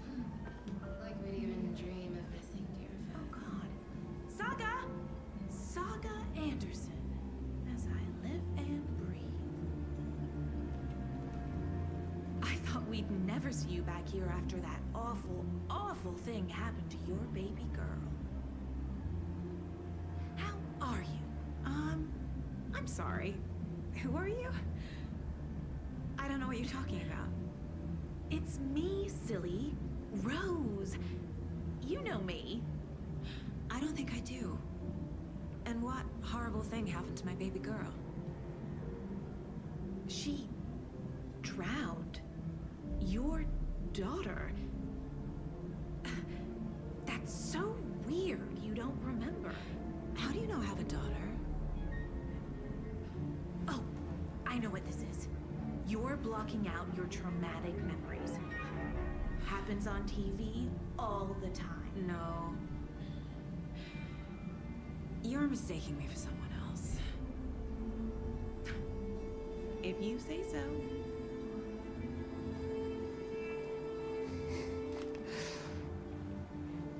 Remember, guys, if you see someone you haven't talked to in a long time, remember to bring up the worst thing that ever happened to them first. My guys have Nightingale at the morgue if you're ready to go take a look. Let's go. Well, Casey, I got a lead. Looks like we're dealing with a cult. The Cult of the Tree. A murder cult. Fuck. Have you heard of this Cult of the Tree, Sheriff? Only the urban legend. If you're in the woods at night, the cult will get you. That sort of thing.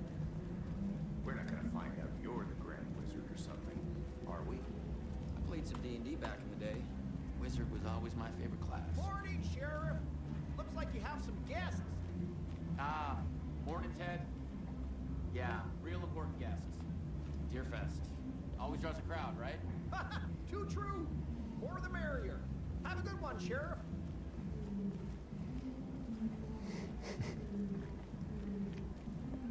Hey, what do you know about that waitress from the diner? Rose? Yeah, she's a bit of a space case. Always has been. Why? What'd she do now? She kept saying that my daughter drowned. She even knew my name. It was all very weird. Rose has a talent for saying the weirdest thing possible. But it's best not to take it personally. Best not to take it personally.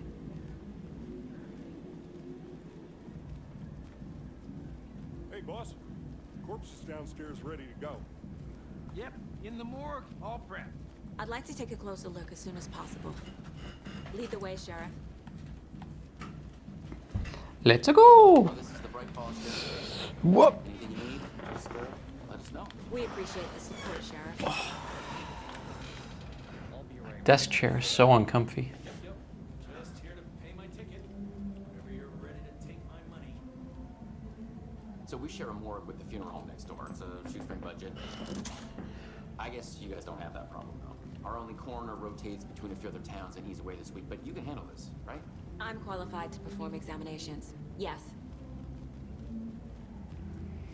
Let me touch that corpse. Let me get my hands on that thing. Ooh, Valve. Valve software reference. They always cheer me up. I can't say I feel the same. Locked.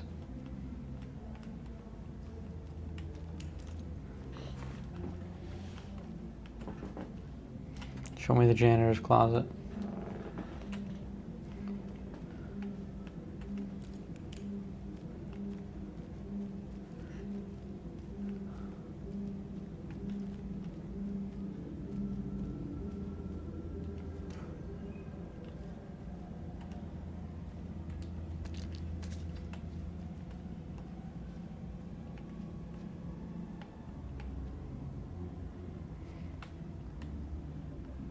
First aid courses. Does anyone need to take a first aid course? Learn CPR?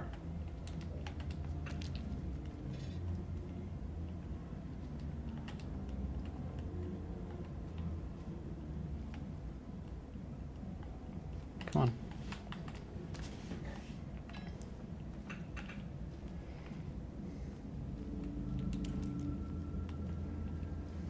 It doesn't budge. How can you guys see in here? Let's turn the lights on for crying out loud.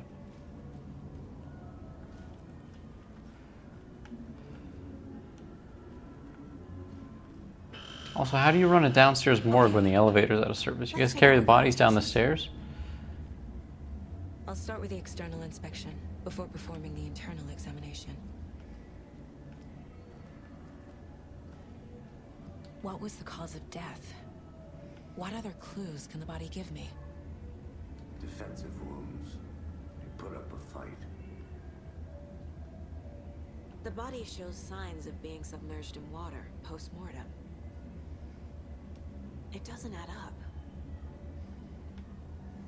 This looks like text. A tattoo? Nightingale didn't strike me as a tattoo guy. Uh-huh. They Oh, did have yes. something inside his chest. There's a large chest cavity. There's writing on here. Can't make it out. Writing?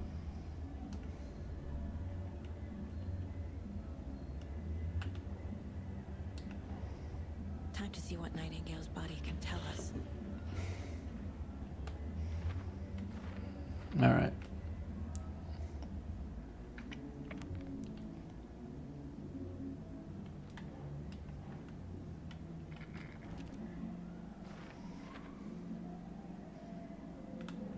Illegible text on the heart.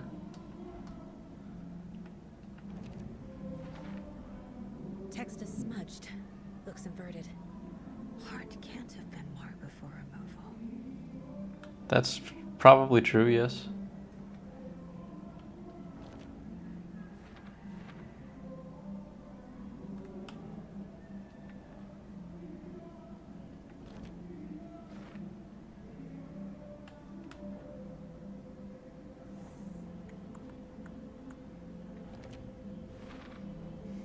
There's definitely something in his chest. Did the killers leave it there?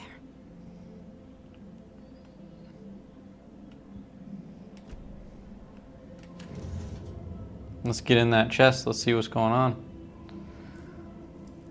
Jeez, I hope I don't get content blocked for... I didn't know that the body was such a body, if you know what I mean.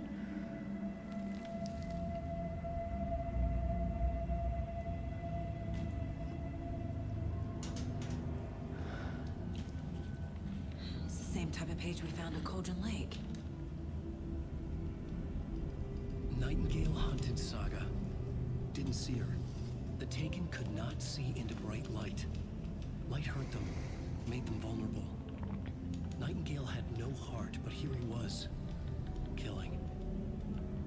Someone's created a fucked up fantasy about us. Hey, hold on. We found these kinds of pages. The sheriff's the guy from Control. To this case, I have them right here. Or from Quantum Break, rather, not Control.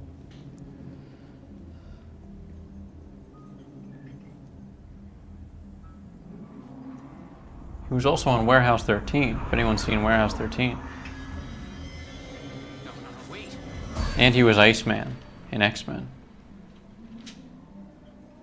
Sheriff?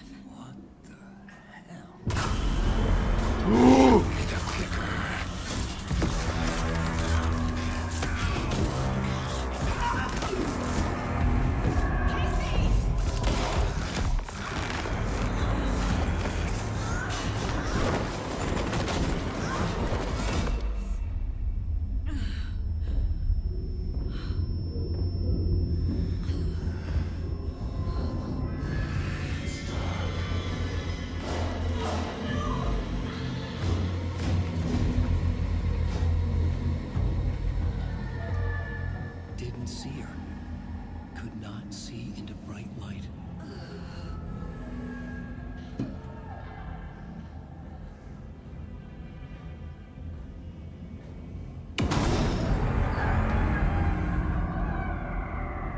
I'll make you pay.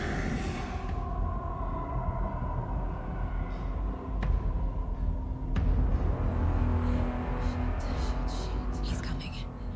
No weapon. Page said to get into the light.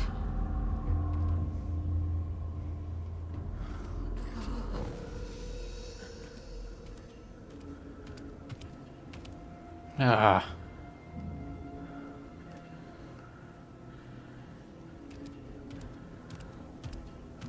He can't see me in the light. My gun's out in the hall. Gotta get it back.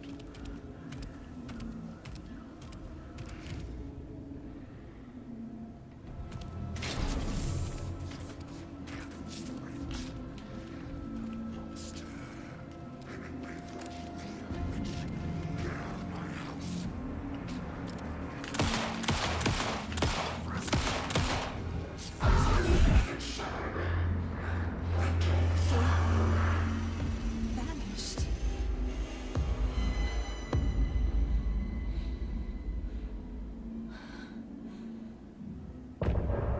Oh boy.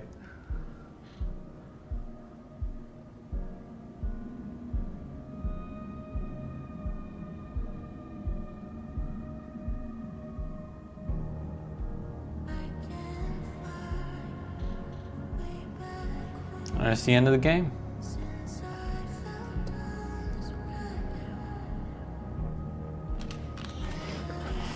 Just kidding.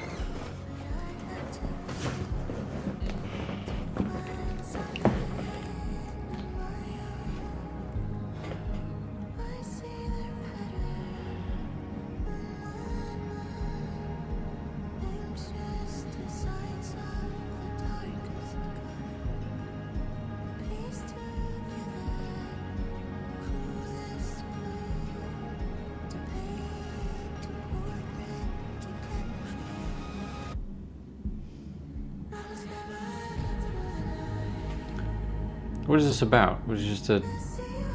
Oh. His faces.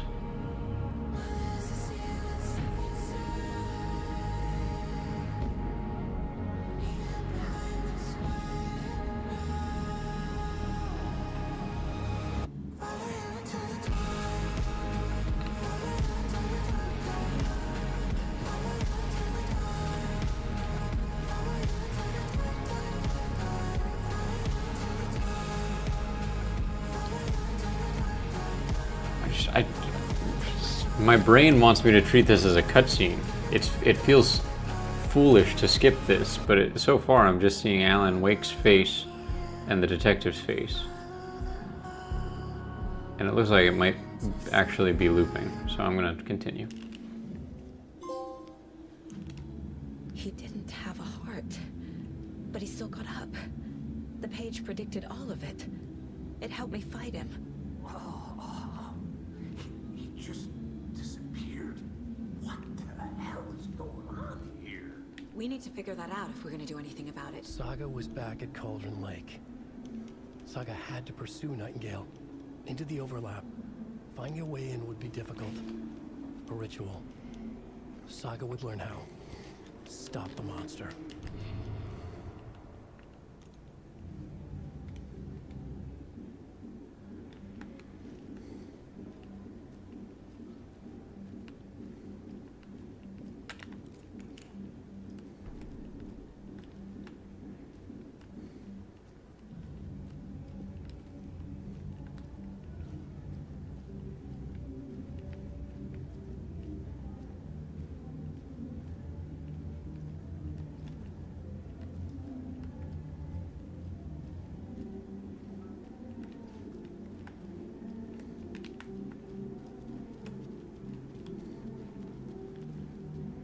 There's no rational explanation to what we just saw. I'd love to blame this on mass hallucination caused by inhaling volcanic gas, but we both know that's bullshit.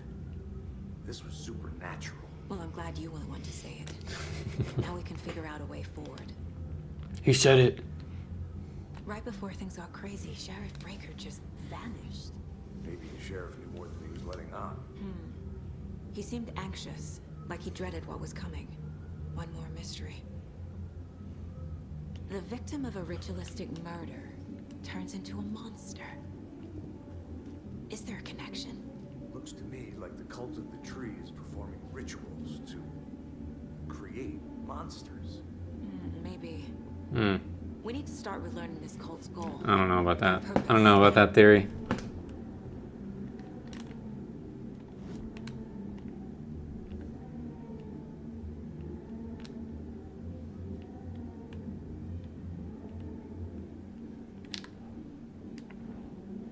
A dead man turned into a monster. Light as a way to fight him. Pages predicting the future. There's no rational explanation. This is the case we must solve.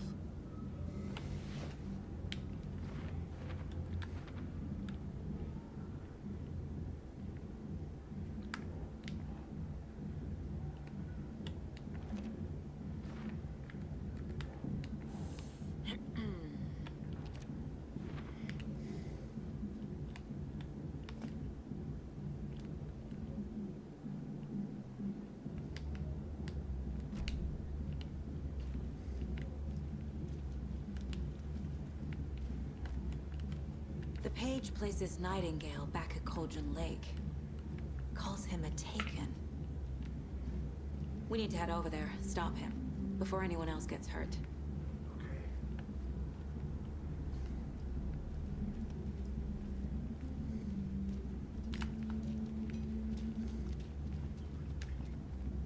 Can't be opened on this side.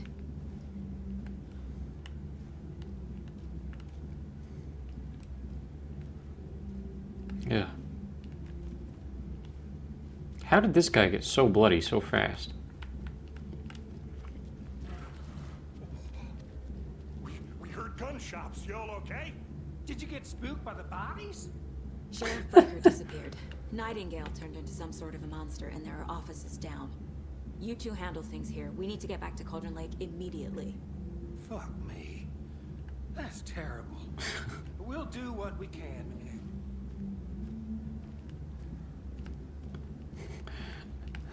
Nightingale turned into a monster. That's terrible news.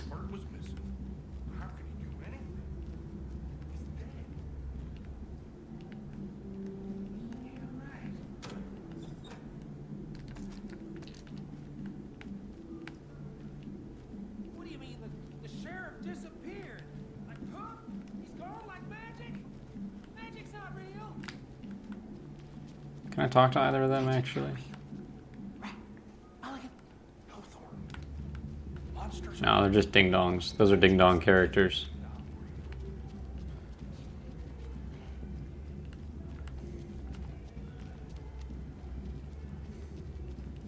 Terrifying pair.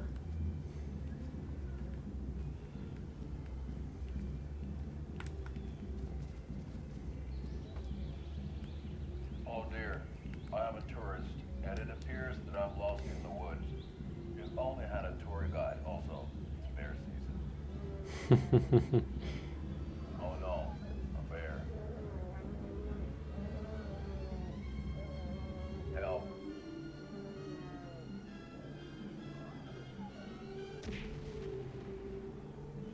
Did somebody call for a tour guide? Oh wow, Koskela Brothers Adventure Tours. Unforgettable tour experiences at affordable prices. That's right, I'm Ilmo Koskela Botic's best coffee roaster / tour guide by Coffee World magazine, and I'm here to give you the tour of a lifetime. But Ilmo, I've heard the government has seized and restricted access to many local nature attractions. That is true, Jaakko. Many local attractions have That is true, Jaakko. left off by the government, and that's why at Koskela Brothers Adventure Tours we say, fuck the government. We have both cutters. Oh wow, you think of everything, and we'll take you anywhere.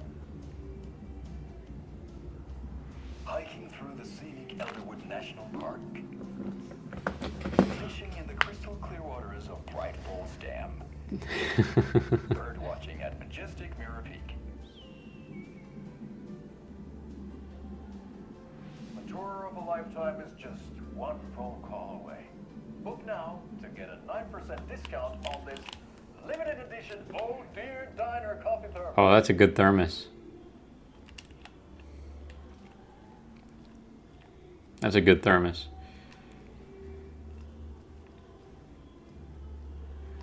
Alright, let's see what else we've got here.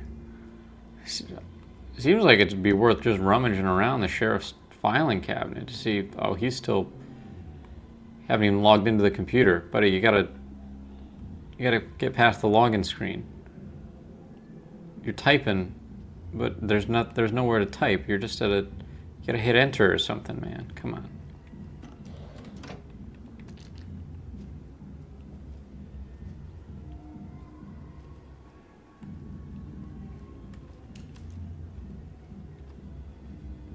My client hasn't held here long enough.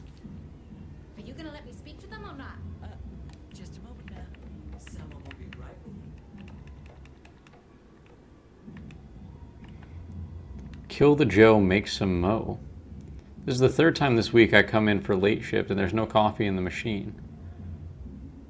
If you take the last cup, you brew a new batch. That's fair. Wait. Let's start at the bottom because that's how emails work.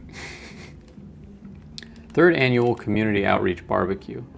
Hey gang, the annual event you've all been eagerly awaiting is upon us again, the Community Outreach Barbecue.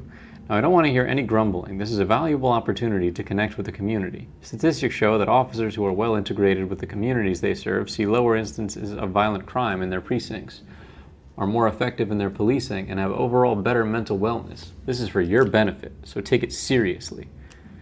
The community-voted dunk tank victim this year will be, drumroll please, Deputy Thornton. Congratulations. Everyone's getting retribution for that speed trap on 12C East. On 12C at last, eh? Jesus, I'm not dyslexic, I promise. A friendly reminder that anyone out sick on the day needs to provide a written doctor's note, or you'll be assigned night shift for 2 weeks. Anyone who replies all to complain about their assignment will be volunteering as the assistant for Officer Lightfoot's magic routine. Tim. Sounds like the Community Outreach Barbecue is not popular among the cops. The front desk computer and admin email are not to be used for personal quarrels or other unofficial business. And remember to wash your coffee mugs, admin. Since my numerous friendly reminders about not having personal packages delivered to the station have gone unheeded, from here on out, if you see fit to send something to the station, I will see fit to announce to the station what you have received. Is it a federal offense to open someone else's mail? Yes, it is. Is it a personal offense that I need to share my desk space with your late-night impulse buys? Yes, it is. You have been warned. Admin. P.S. Officer Lightfoot, your beard oil is ready for pickup. Not your personal assistant. I know Marco's beard was too soft to be natural. What brand is he using, Lucy? Chet, I hate to break it to you, but you need to have a face capable of growing a beard to make effective use of beard oil.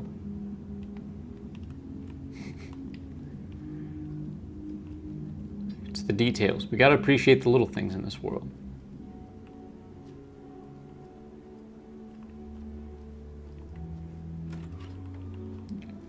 There is a monster on the loose, so this is the last thing I'll read.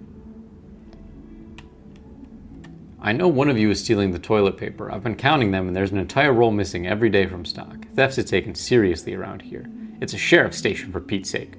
One of these days I'm going to catch you red-handed, and you better believe when you're getting thrown out. What a disgrace you are. What kind of nut counts toilet paper rolls? Sounds like you've got too much time on your hands. I agree. If people are stealing toilet paper from a public place, especially if they're only stealing it a roll at a time, let them do it. And his cult are dangerous. We need to be prepared in case things escalate more than they already have. Can you call it in, Casey? Smart choice, Anderson. Agent Casey here. Yeah. We need backup. The Bright Falls case. Whoever you can spare. ASAP. Think we'll actually find Nightingale at the lake? The pages haven't been wrong yet. We can't assume the person writing these pages isn't playing us. I agree. But it's our best lead.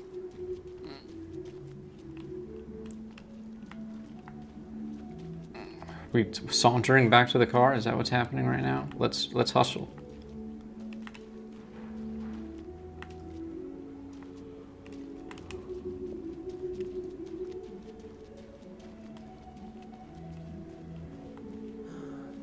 Rinse and repeat. Clock out, get a beer. Or maybe 3.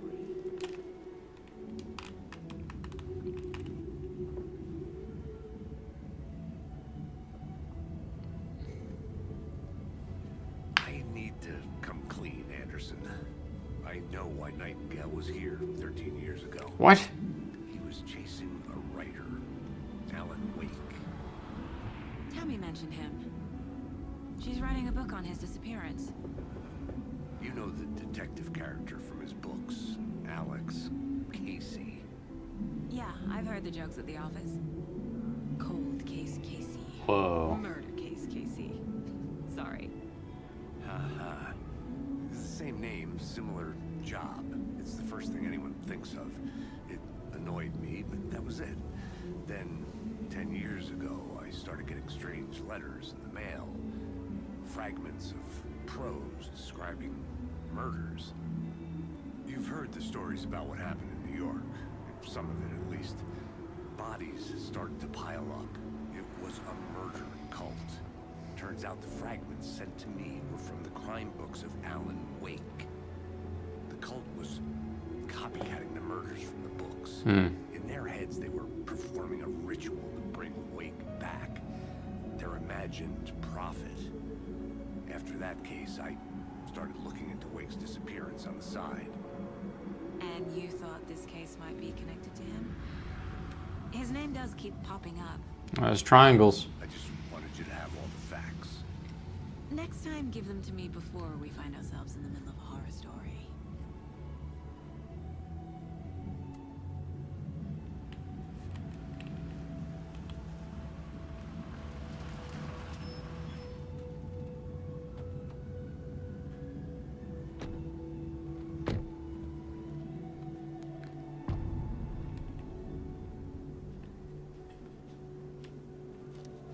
The page says Nightingale's in something called an overlap.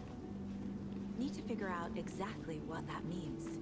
I'm happy I'm not in charge of this mess. Thanks. Let's start looking for Nightingale where it was killed. The writer... Because they're behind this? Or because what's coming? Impossible things are happening here. Whoa. A world operating on different rules. I need to understand this strange logic. To see the clues. To solve the case. I've been thinking more about the cult of the tree. What sort of cult refers to themselves as a cult? That's a good point. My experience, they don't. We're not seeing the full picture yet. Hey, hello there. How are you folks doing? Those restricted area signs don't do a damn thing. Hello. Saga Anderson. Are you two supposed to be here? I'm Ilmo Koskela. Fantastic to meet you. I recognize him from his commercial. Me to show him through the woods. He's in town on important government business. Fixing this impressive piece of hardware. I work for the FBC, ma'am. I'm authorized to be here. And I bet you two are here about that murder. Nasty stuff. How's it going? How did you hear about the murder, Ilmo? Do you know anything that could help us? People tend to tell me things. The Koskela brothers are kind of a household name around here. Speaking of, if you're looking for some fun... I haven't played Control. Just down the road from But is that the organization that dude works for? I'm interested in Control now, though, because I've been looking into the sort of Remedy expanded universe. Hunting, fishing, hiking, whatever strikes your fancy. You name it, we probably got it. What is this thing? It's just a monitoring station, ma'am. The Federal Bureau of Control checks volcanic activity and air toxicity levels. No need to worry, though. It's mostly for research purposes. That's one gorgeous weather saga. Looks Nordic. I bet a family member made it. My mother made this sweater for me. How do you know? I knew it. My mom used to knit those sweaters for me and my brother. Watery, my hometown, was founded by Finnish immigrants. So between your name and the sweater, I figured your family might be from Finland too. Suomi, Finland. There's an Alan Wake 2... There's an Alan Wake DLC for Control that I might want to play before the Alan Wake 2 DLC. Okay. I don't know much about them beyond that. I will keep that in mind. To remember her by. Stephen, we're investigating a murder that occurred nearby. What can you tell me about your bureau? Nothing that isn't classified, I'm afraid. But I don't know anything about a murder. Operations here are run by a different department. I'm just here to make some repairs. The wiring on this thing frays every couple months. Yep, that's the raccoons. They grow real big here with teeth like you wouldn't believe. Can not run through a garbage can. That's all for now.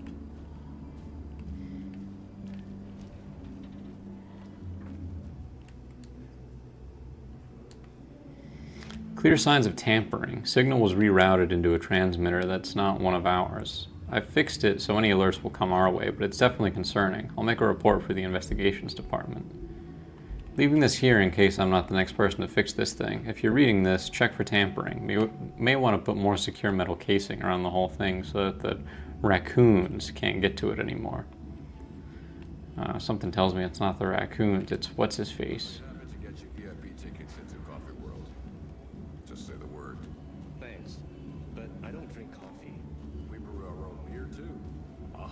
Let's get to the murder site, Casey.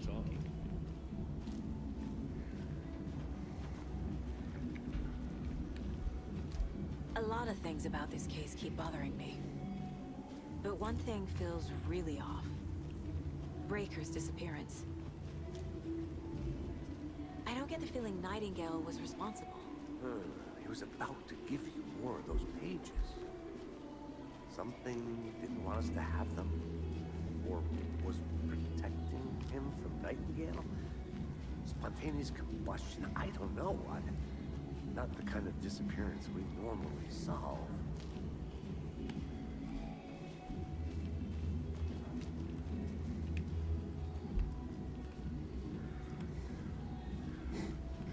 Probably should have asked those guys if they saw a naked dead man with a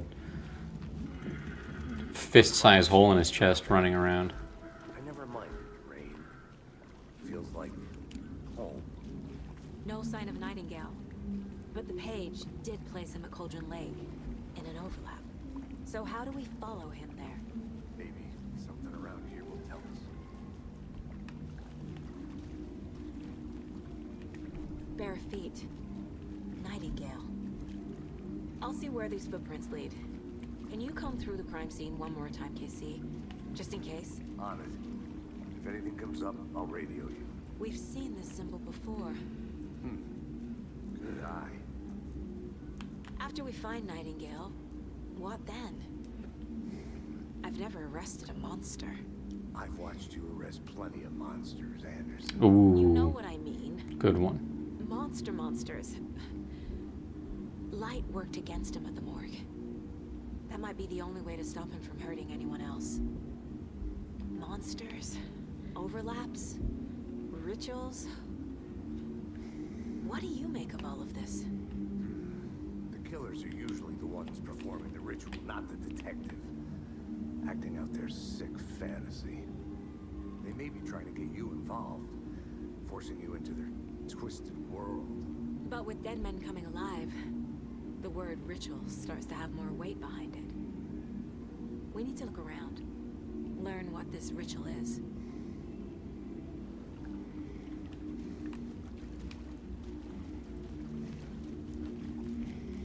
Why is her plan to split up? That's weird, man.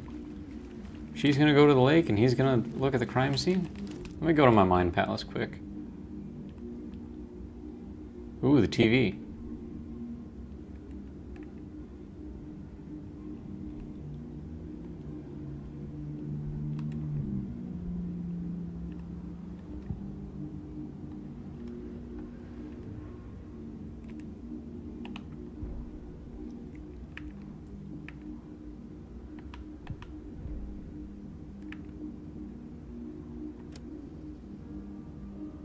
Oh, that's just the song.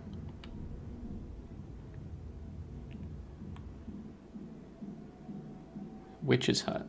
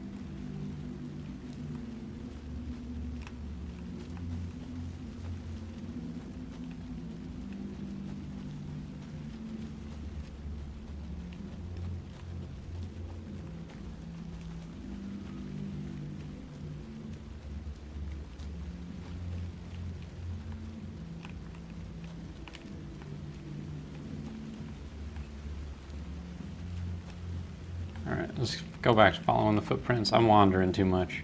I'm too intrigued.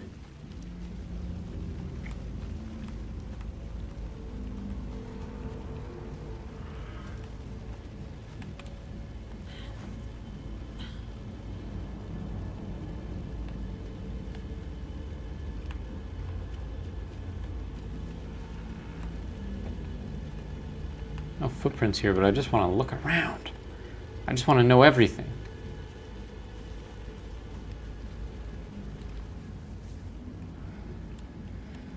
Friday. Midge told me today her family's moving away. This sucks. I haven't even told her that I like her yet. What's the point anymore? She said her parents want to get better jobs and get her a better school in the big city. I guess that's fair. Who would want to stay in Bright fucking Falls?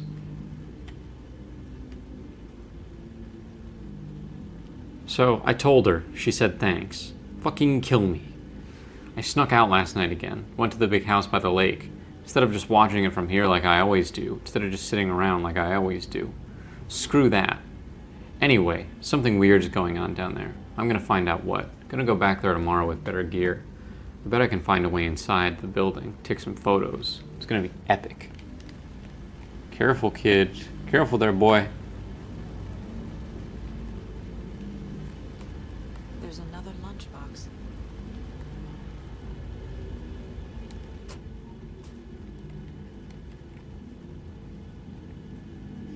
I know things can get a little crazy around here, but if you're ever feeling scared, just remember that Alan is watching over us.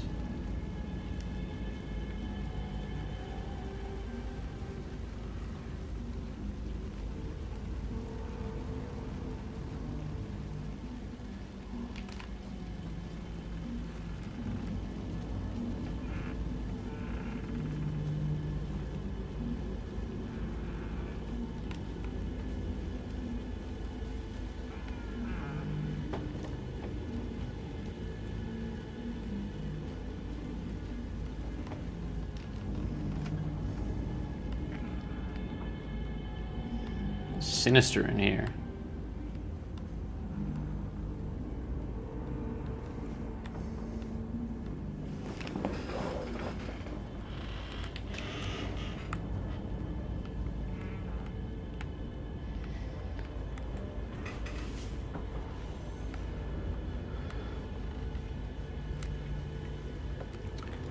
All right, gang. I'm gonna take 5 and grab some water. I'll probably stream another 45 minutes or so. So you know, stay tuned. I'm not going anywhere. I'll be back shortly, but just want to make sure I'm comfy and focused so that I can absorb the game properly. All right. Be right back. A physical manifestation of characters being uncertain of who they are and what they want. Even into the 20th century, the concept of a doppelganger or clone carried an inherently negative connotation. Invasion of the Body Snatchers and the Stepford Wives explore the horrors of being duplicated and replaced, but this time by a hollow proxy of the individual, which carries little to no real personhood behind the facade of normalcy. In these stories, the horror comes not from the concept of being fractured, but of being replaced entirely by something that uses your identity as a veneer to create the illusion of humanity. But of course, there are examples in science fiction of doppelgangers that are not malicious in nature, such as those created by time travel, wherein both instances of the character are clearly meant to naturally exist in their own respective points in time, but they can only meet via a disruption of that natural order, which means there's always some level of implicit tension or danger in an individual confronting themselves in this way, because they may create a paradox or otherwise permanently damage the natural flow of events. Doppelgangers in multiverse stories are unique, however, in the fact that they don't really carry any of these narrative tensions described, Two versions of the same character meeting isn't particularly dangerous in the context of a multiverse. It's typically assumed that the different versions of the character have a complete and indelible right to their own respective existences, and interacting doesn't jeopardize either of those existences necessarily. And while it is true that multiverse doppelgangers can behave antagonistically towards one another, the difference is that they don't have to. If this behavior arises, it is as a result of differing motives or beliefs, just as it would be with two completely unrelated characters. The thing that writers are exploring when crafting multiversal doppelgangers is simply what if, which is likely why this type of doppelganger is unencumbered by the narrative weight that other versions carry. Multiverse stories are exercises in describing existence as shaped by circumstance and choice, and it frames individuality as nothing more than the culmination of those two factors. Another interesting thing about the multiverse doppelganger trope is that it can extend well beyond the scope of just one character. Writers may choose to ask what if in the context of the larger world itself, and then use that information to reverse engineer existing characters and fit them into this new world. Superhero stories love to do this, and sometimes have to out of necessity, because comic book universes are populated by an enormous number of very well-defined and unique characters. So it's much easier to apply a feature to the entire world and examine how that feature would affect individual characters, allowing details to come into focus on a case-by-case basis. In this way, the doppelganger trope in multiverses often has much less to do with individual characters, and instead uses world building to invent interesting discussions and speculations on how large factors trickle down into the lives of individuals. This means that the Earth itself can be a doppelganger to another Earth, in a vast sea of many worlds.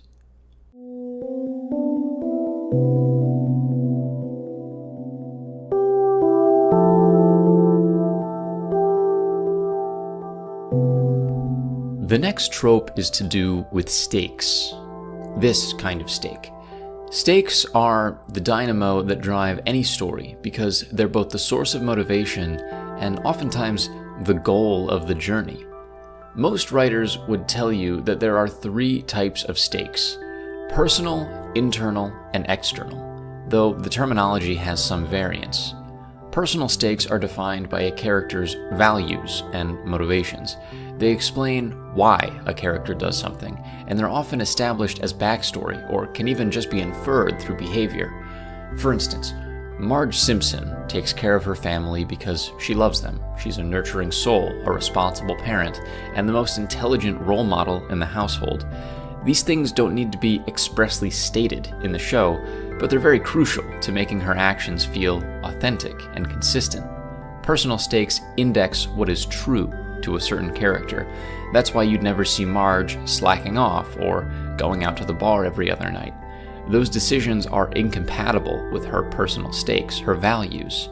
Personal stakes motivate small or very obvious decisions, like a character getting to work on time or a doctor saving a life. They are passive motivations. There are also internal stakes. These are not passive, they're brought on by situational conflict, but importantly, they still come from inside of a character. For instance, in Spider-Man 2, Peter Parker desperately wants to be with Mary Jane Watson.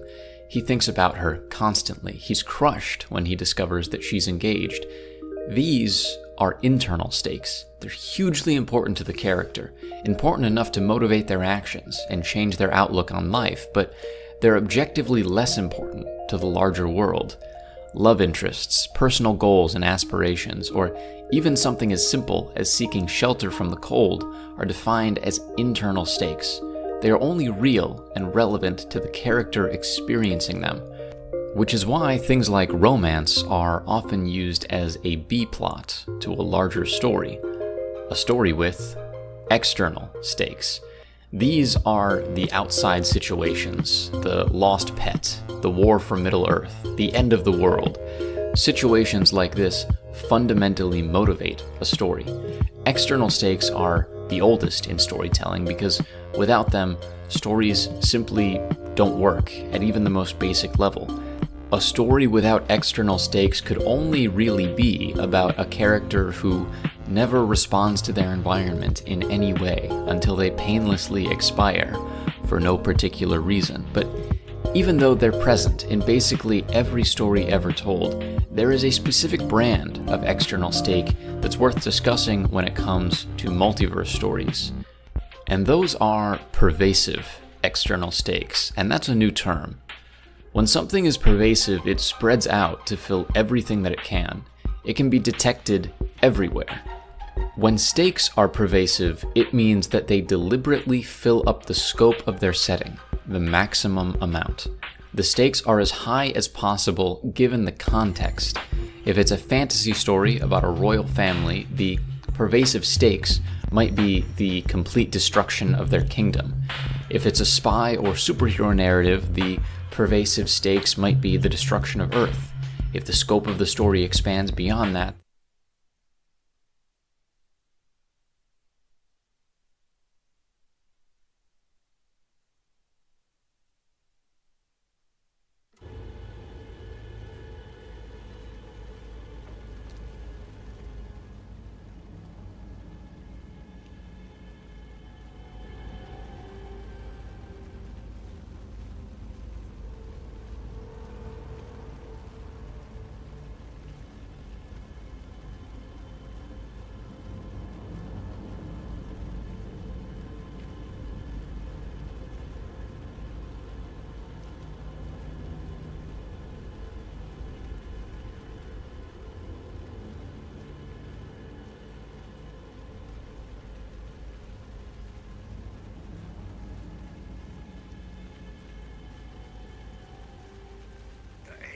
Logan's birthday is coming up.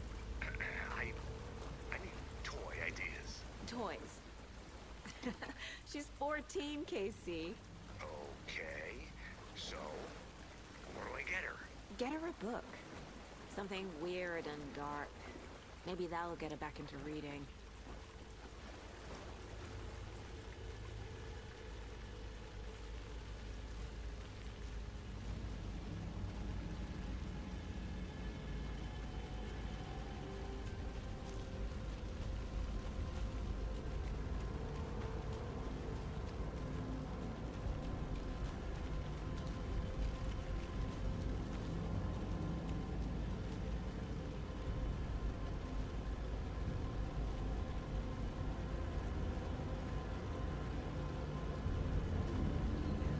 my mic was turned off. Sorry, Kira.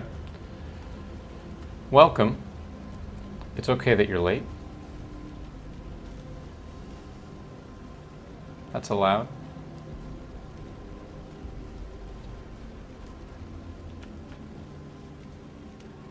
I always, like, anytime I step away for a minute, I get neurotic, and I also mute my mic, and then I always forget to unmute it for the first couple of minutes.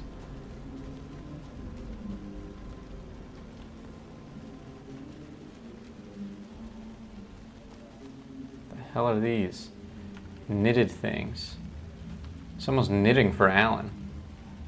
Could it be his wife? Another one of those lunch boxes.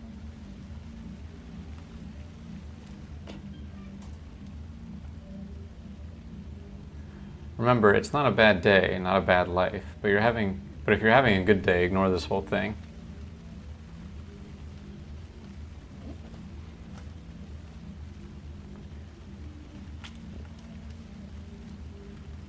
Could you imagine a no commentary playthrough from Riveting Material? I would have to talk 30% less for that to happen.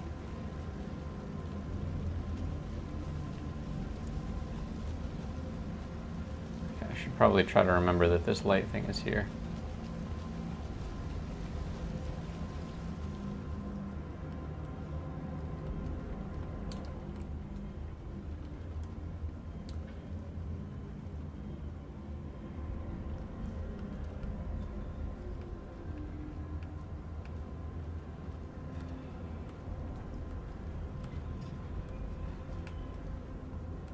More triangles.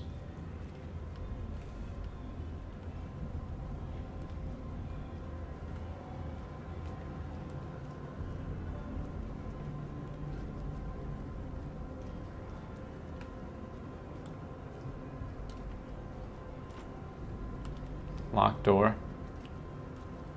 Oh, what's in here? Laundry. Some suspicious activity spotted. The fielder thought he saw movement in the bushes. Footprints around the area were found, but some were compromised by the fielder. Note to self, train the fielder. Nothing to report, some animals, regular. Hunters out after dark. Poachers? Heard some gunshots, not of ours. Gotta keep an eye on these people. They could get more than they bargained for out there. Make it 20% less. Maybe I should call David, see how Logan's doing. They're fine, Anderson. What's got you so worried? I just feel bad being gone so long.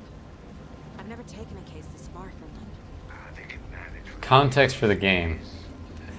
Hard. Hard to explain. This is the second Alan Wake game. In the first game, you play as Alan Wake, who is a murder writer, novelist guy, and he's experiencing writer block, so his wife takes him on a vacation to a cabin in this town of Bright Falls, and they have a fight, and sort of like his wife goes missing and he wakes up somewhere else, and like there are things about the town that start like not making sense and not adding up, and it's a very Twin Peaks kind of mystery story. And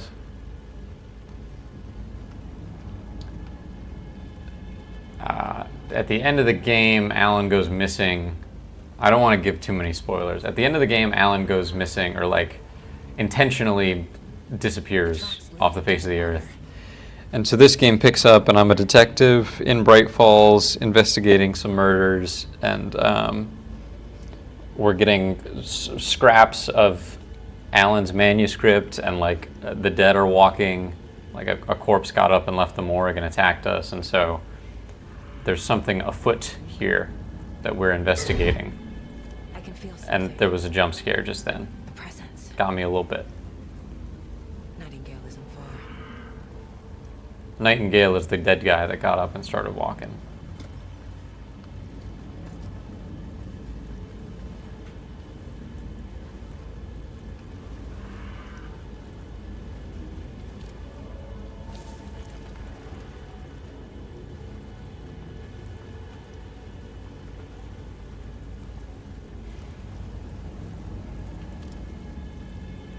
And the video that we were watching on the commercial break was called Tropes Across the Spider-Verse and Beyond. If you would like to watch it after this. What is that? Seems like it's reacting to the light. Oh yeah, look at that. Gets all shimmery and weird when I shine my flashlight on it. These aren't the same tracks that were here before. They're headed into the tree, not out of it.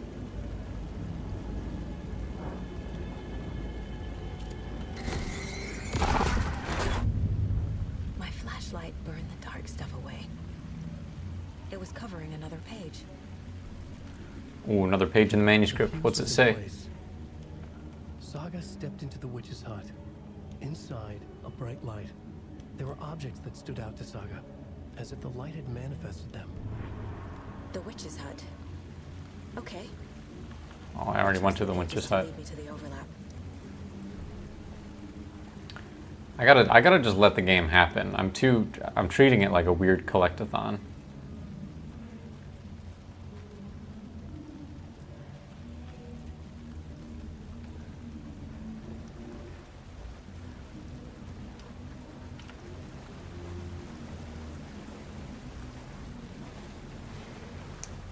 Also, Kira, you'll probably hear like distant music. My neighbors, somewhere in the neighborhood, someone's having an insanely loud party.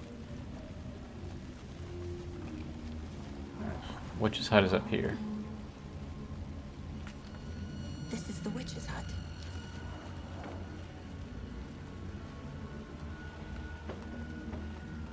The page described the hut being lit and mentioned a fuse.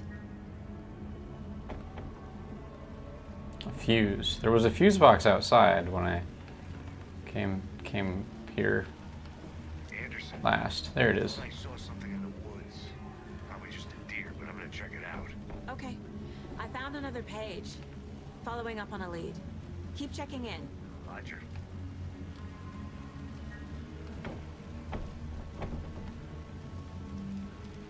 So now I gotta find the freaking fuse. Is it gonna make me go over here again? I bet it's gonna make me open that cooler where there was no fuse before and now there's a fuse in there. This fuse is busted.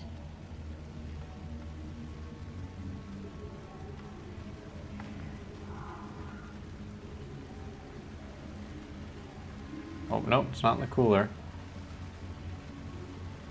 I read that page already. This one looks good. People should really stop littering, though. I mean, that fuse is soaking wet. It's probably bad.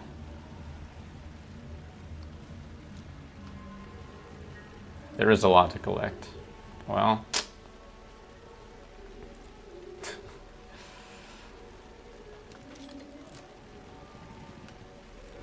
oh, I forgot the flashlight batteries run out. I forgot that's a thing.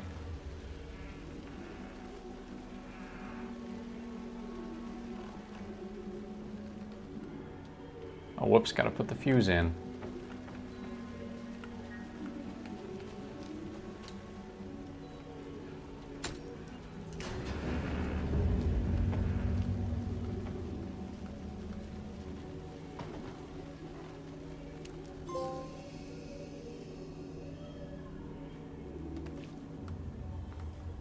Oh, look at that, there's like crumpets. Another page. Making progress. The image of the witch in the sign. Saga addressed the witch. The smudged line on the heart. The second part recited from memory. I brought you the heart, witch. Show me the terror. Saga pushed the heart through the hole in the sign.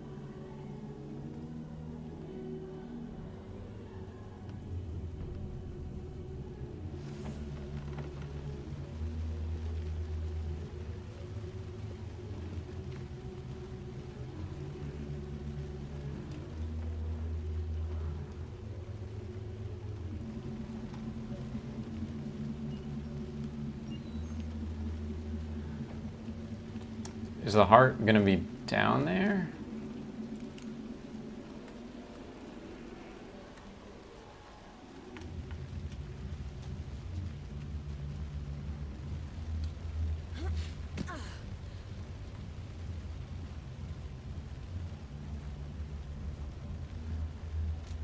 Do all the pages come together to form a coherent story at the end? They certainly will. Like, the pages describe her story as it's happening. So it's a very meta thing that's occurring. The game is what's written on the pages. And like sometimes we get them, we get the pages as they're happening, or they're somehow otherwise out of order.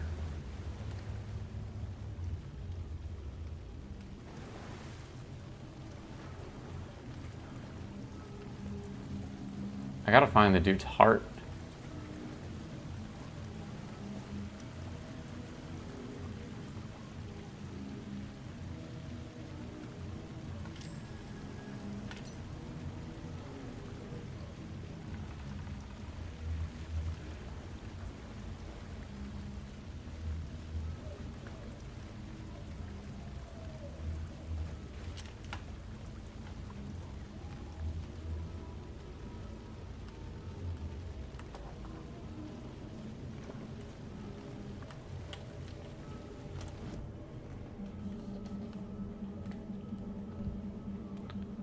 Mind Palace time.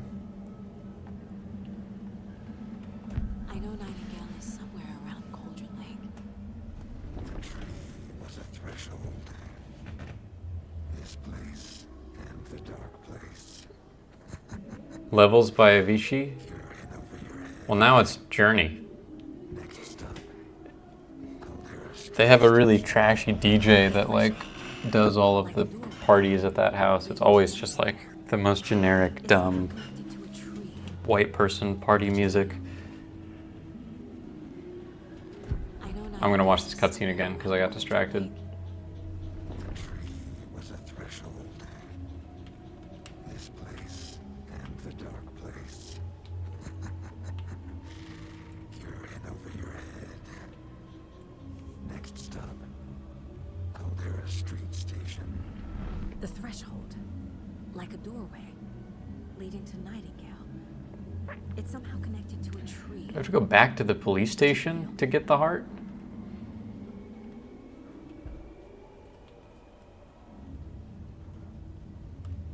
I know we got a new manuscript page. I'm not worried about that. Shouldn't spend time on old questions.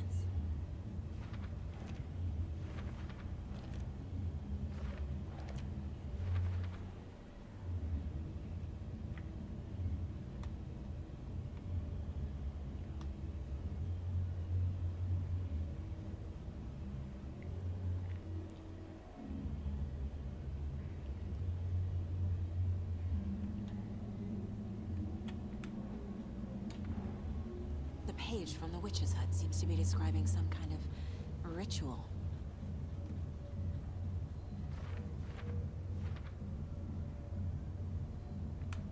What's the ritual? I mean, yeah, I know what the ritual is.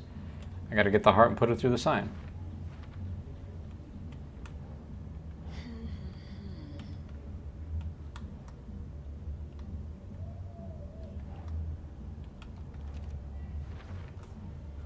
To get into the overlap, I need to find Nightingale's heart. Read the line imprinted on it, plus the line on the page to the witch's ladle sign. Then push the heart through the hole in the sign. Nightingale's heart disappeared from the morgue. Where is it now?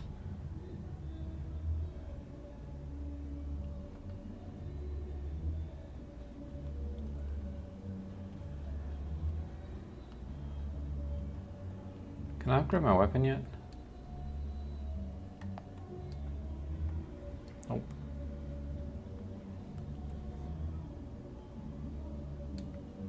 Casey's favorite brand. Tastes terrible.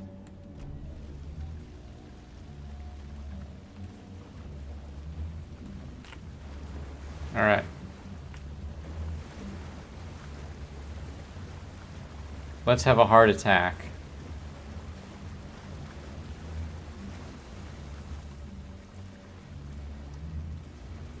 Oh, Kira got hit with an ad break.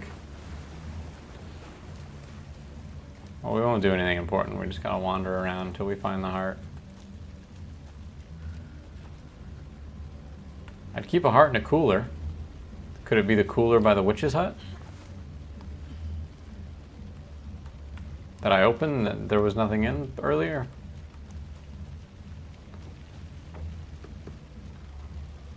How do I design all my stream backgrounds? Pretty meticulously.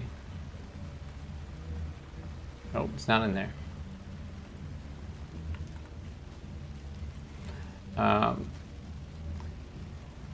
Usually, I mean, just Photoshop really. This one and the Bloodborne one. Like I have a generic one that I use when I just don't have time. Or, yeah, usually just when I don't have time to set one up for a game, I'll use the generic one. This one and Bloodborne were the first instances where I used some generative AI tools to, like, I think make it look a bit nicer, make it look a bit more unified. Because I used to just do like raw Photoshop, like scrapbooking almost.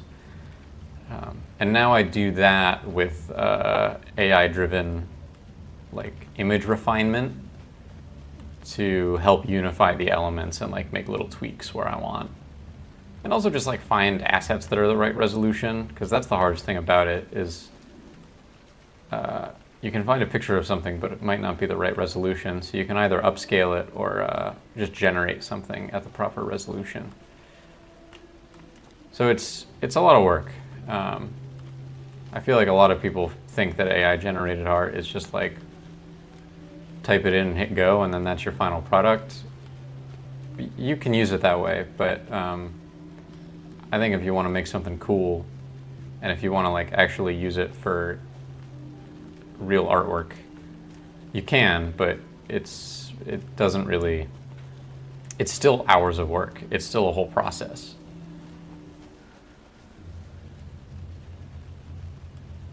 But that's something I'm really interested in because I think people are very. I need to go back. That's a dead end. Okay. Got a case to solve. I think people are very all or nothing about AI, and I think a lot of artists who could, the people that should be using it are people that are formally trained in art, and a lot of the people that are formally trained in art are so intimidated by it because they feel like it makes some of their skills obsolete, and in my opinion, it doesn't. It doesn't at all. I think that AI is like a really powerful tool for creative folks, but I don't know. It's kind of, I feel like it's a touchy subject now.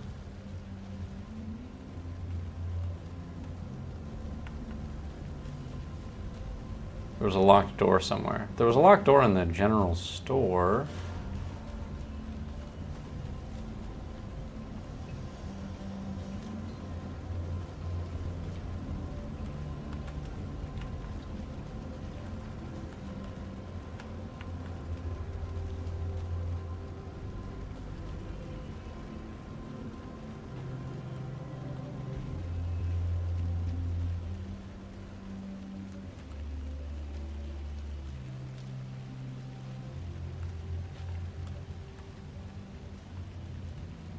Already found this lunchbox.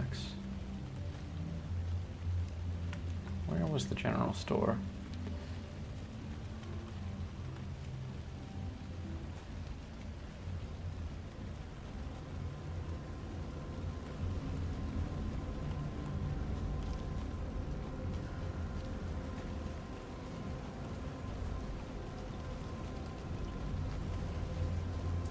Here it is. I know I looked at the sign. I assumed it would be up the trail. I didn't think it would be behind the sign. Let's check the premises first. Again, we already went in here, but maybe I did it too early. God, the woods are really disorienting.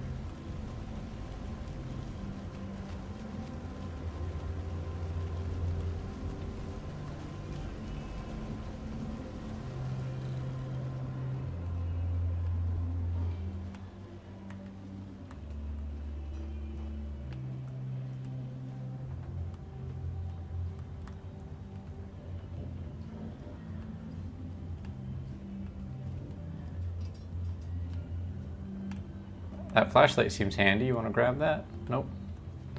Not grabbing it. Not an option.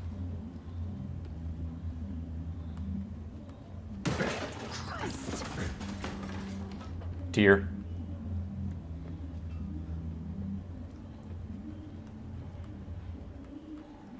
I do have a map. I should use the map more often. You're right, Harpo. What can I say? You're right.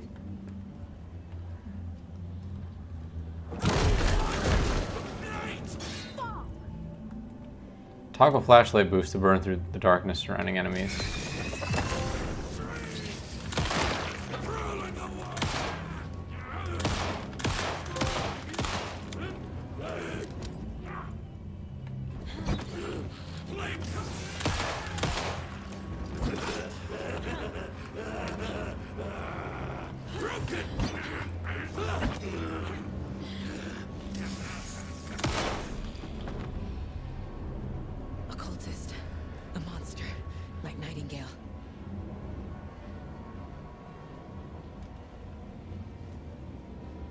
Painkillers to heal.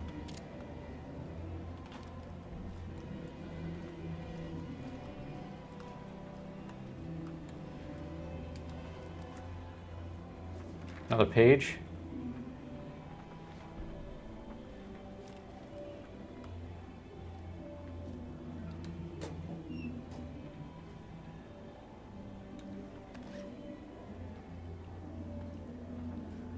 Yeah, wasn't the old Alan Wake flashlight like shake to recharge or something like that?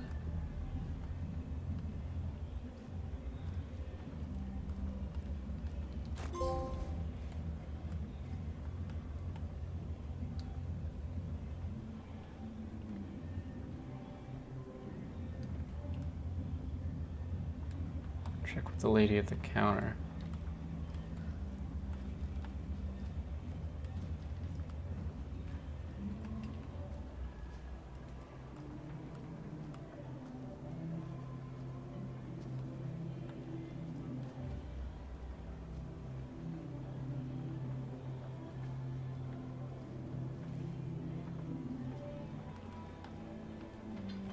Oh yeah, okay, yeah. The boost had a cooldown, I remember now.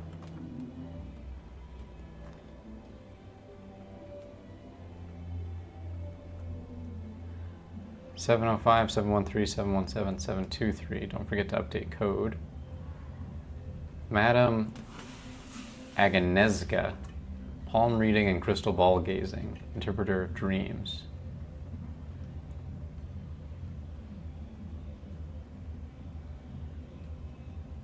(705, 713). It's plus 8. 717. That's plus 4. 723 is plus 6, so that's not it.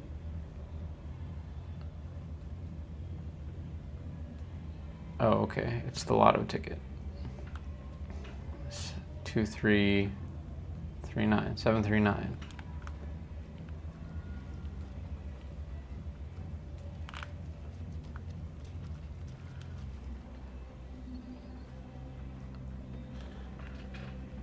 Yeah, I know the heart's probably in here. I just want to open this gun case first, inexplicably.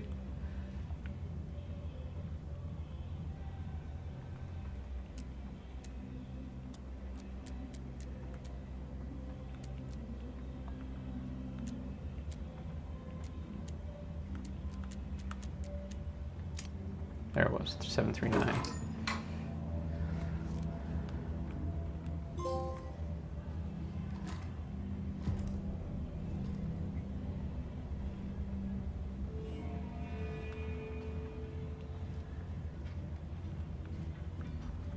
Oh no, I didn't open the icebox.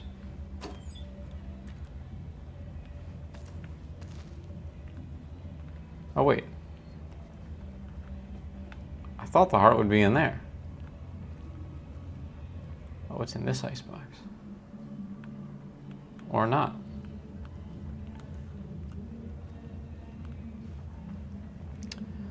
Any tips for making a streaming setup? I'm redesigning my stream room at the moment. Wanted to see if you had any tips. You talking about like an IRL setup?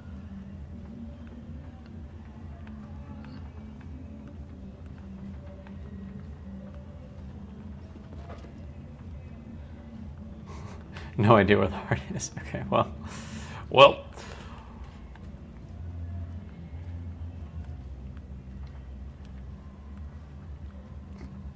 The IRL side. Well, one thing that I've done, so like I don't have condenser mic. I have a condenser mic that I use for making videos, but I don't have condenser mic like audio quality. And that is because I don't use it for streaming. Remember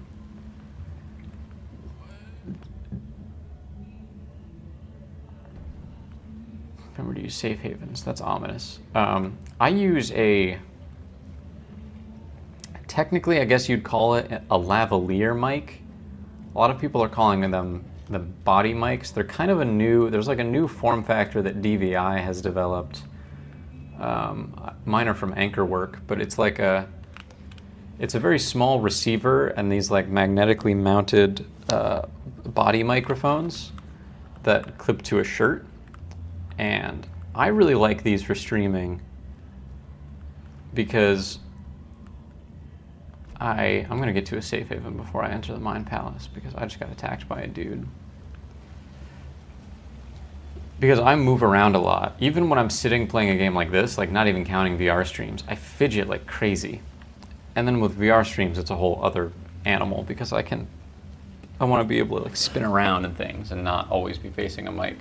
So one thing that I've done in my IRL streaming setup that I think is pretty goated is using a body mic instead of a condenser mic.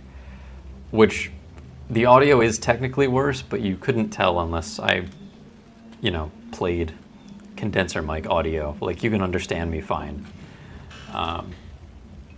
And honestly, I think it's better because if I had a condenser mic that was fixed, I'd be moving my head around and my volume would be fluctuating like crazy. But other than that, I mean, 2 monitors is super helpful. I've got 2 monitors. Might work my way up to 3. Yeah, I've got a new profiling thing I can do. Did I also get a new manuscript page that I... Saga edged toward the broken door, her gun ready, flashlight aimed ahead. Nightingale said it would be here. The Cauldron Lake General Store was overgrown, left to rot. Saga thought about the cult of the tree. They had been here, waiting, planning a gruesome ritual murder. Meanwhile, they played cards in the general store, like it was just another late-night poker game. Saga stepped closer to the door. Had the animal broken it? There was a loud crash. Saga found herself face to face with a cultist, a hulking figure in a raincoat. We watch in the night, wild eyes behind a plastic deer mask, an axe in his raised hand. The fuse was in place. She found it among the junk in the forest. Saga stepped inside the witch's hut. Something rushed through her. A presence. Familiar. She couldn't quite place it. Something long forgotten. Like that taxidermy owl. That's nice. But it was already gone. Inside, a bright light. Saga felt safe. Like nothing could hurt her here. There were objects that stood out to Saga as if the light had manifested them. Pulled them from the darkness. A shift in reality. Heavy with hidden meanings. A coffee thermos. A shoebox. A mop and a bucket. A poster on the wall. And in the cabinet, another manuscript page.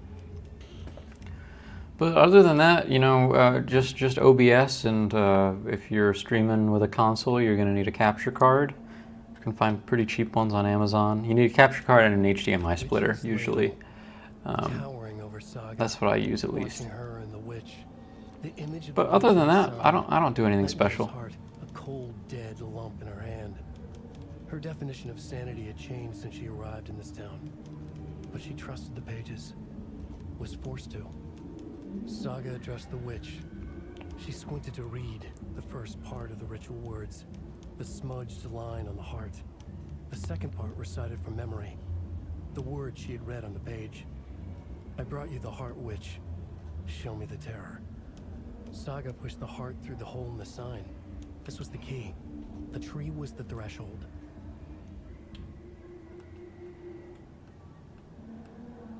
All right, and now I'm going to do some profiling.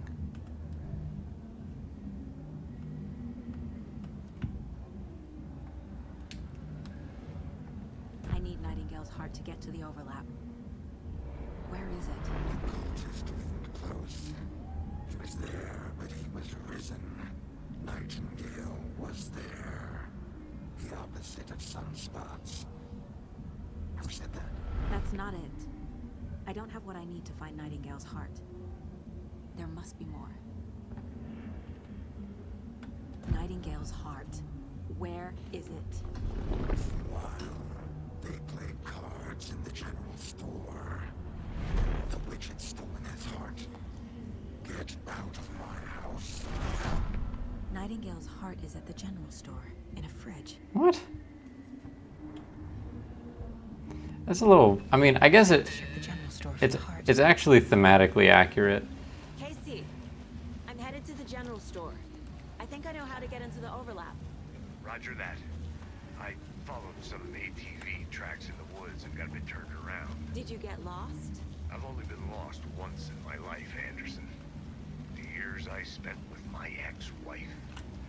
I'll find my way back, don't you worry about it.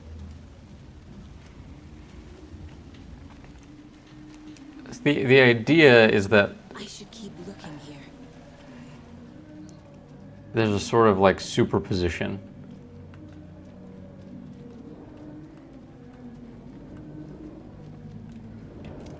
Right, like this.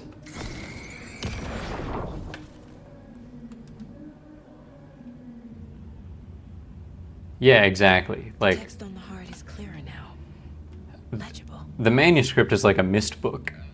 It's like a descriptive book in mist. I feel like I recognize this. The fridge. The heart. I knew it would be here. Like I saw it in a dream. All right, we're gonna cross the threshold and then we're gonna wrap it up for today. To the witch. Makes total sense.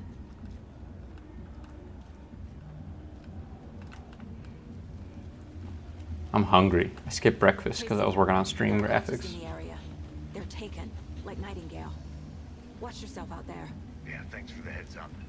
I'm still finding my way back. You have the worst sense of direction. Any city in America I can get through drunk and blindfolded. It's these damn trees. Okay. I'm en route to Witch's Ladle. I need to perform a ritual to open the overlap. This case just keeps getting weirder. But it is exciting.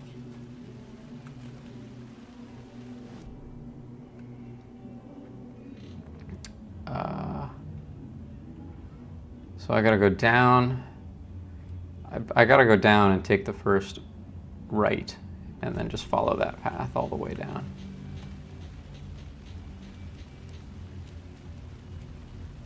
Threshold leads to a set piece. Might take a bit. I'll just save.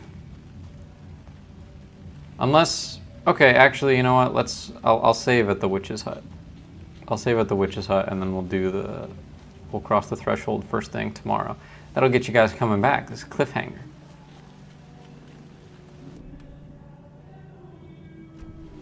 Alright, so to get to the witch's hut, I gotta go here.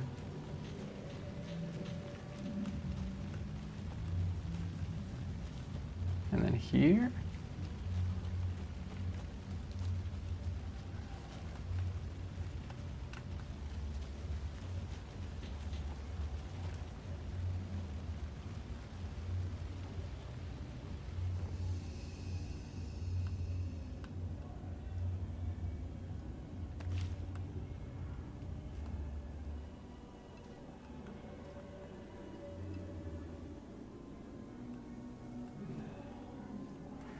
All right. Wow. Hopefully tomorrow we won't have immersion destroying music playing. But I hope you guys enjoy it. I'm having fun with the game. So intriguing, so interesting. Harpo, Kira, Card, if you're still with us, anyone else who's watching, I appreciate you.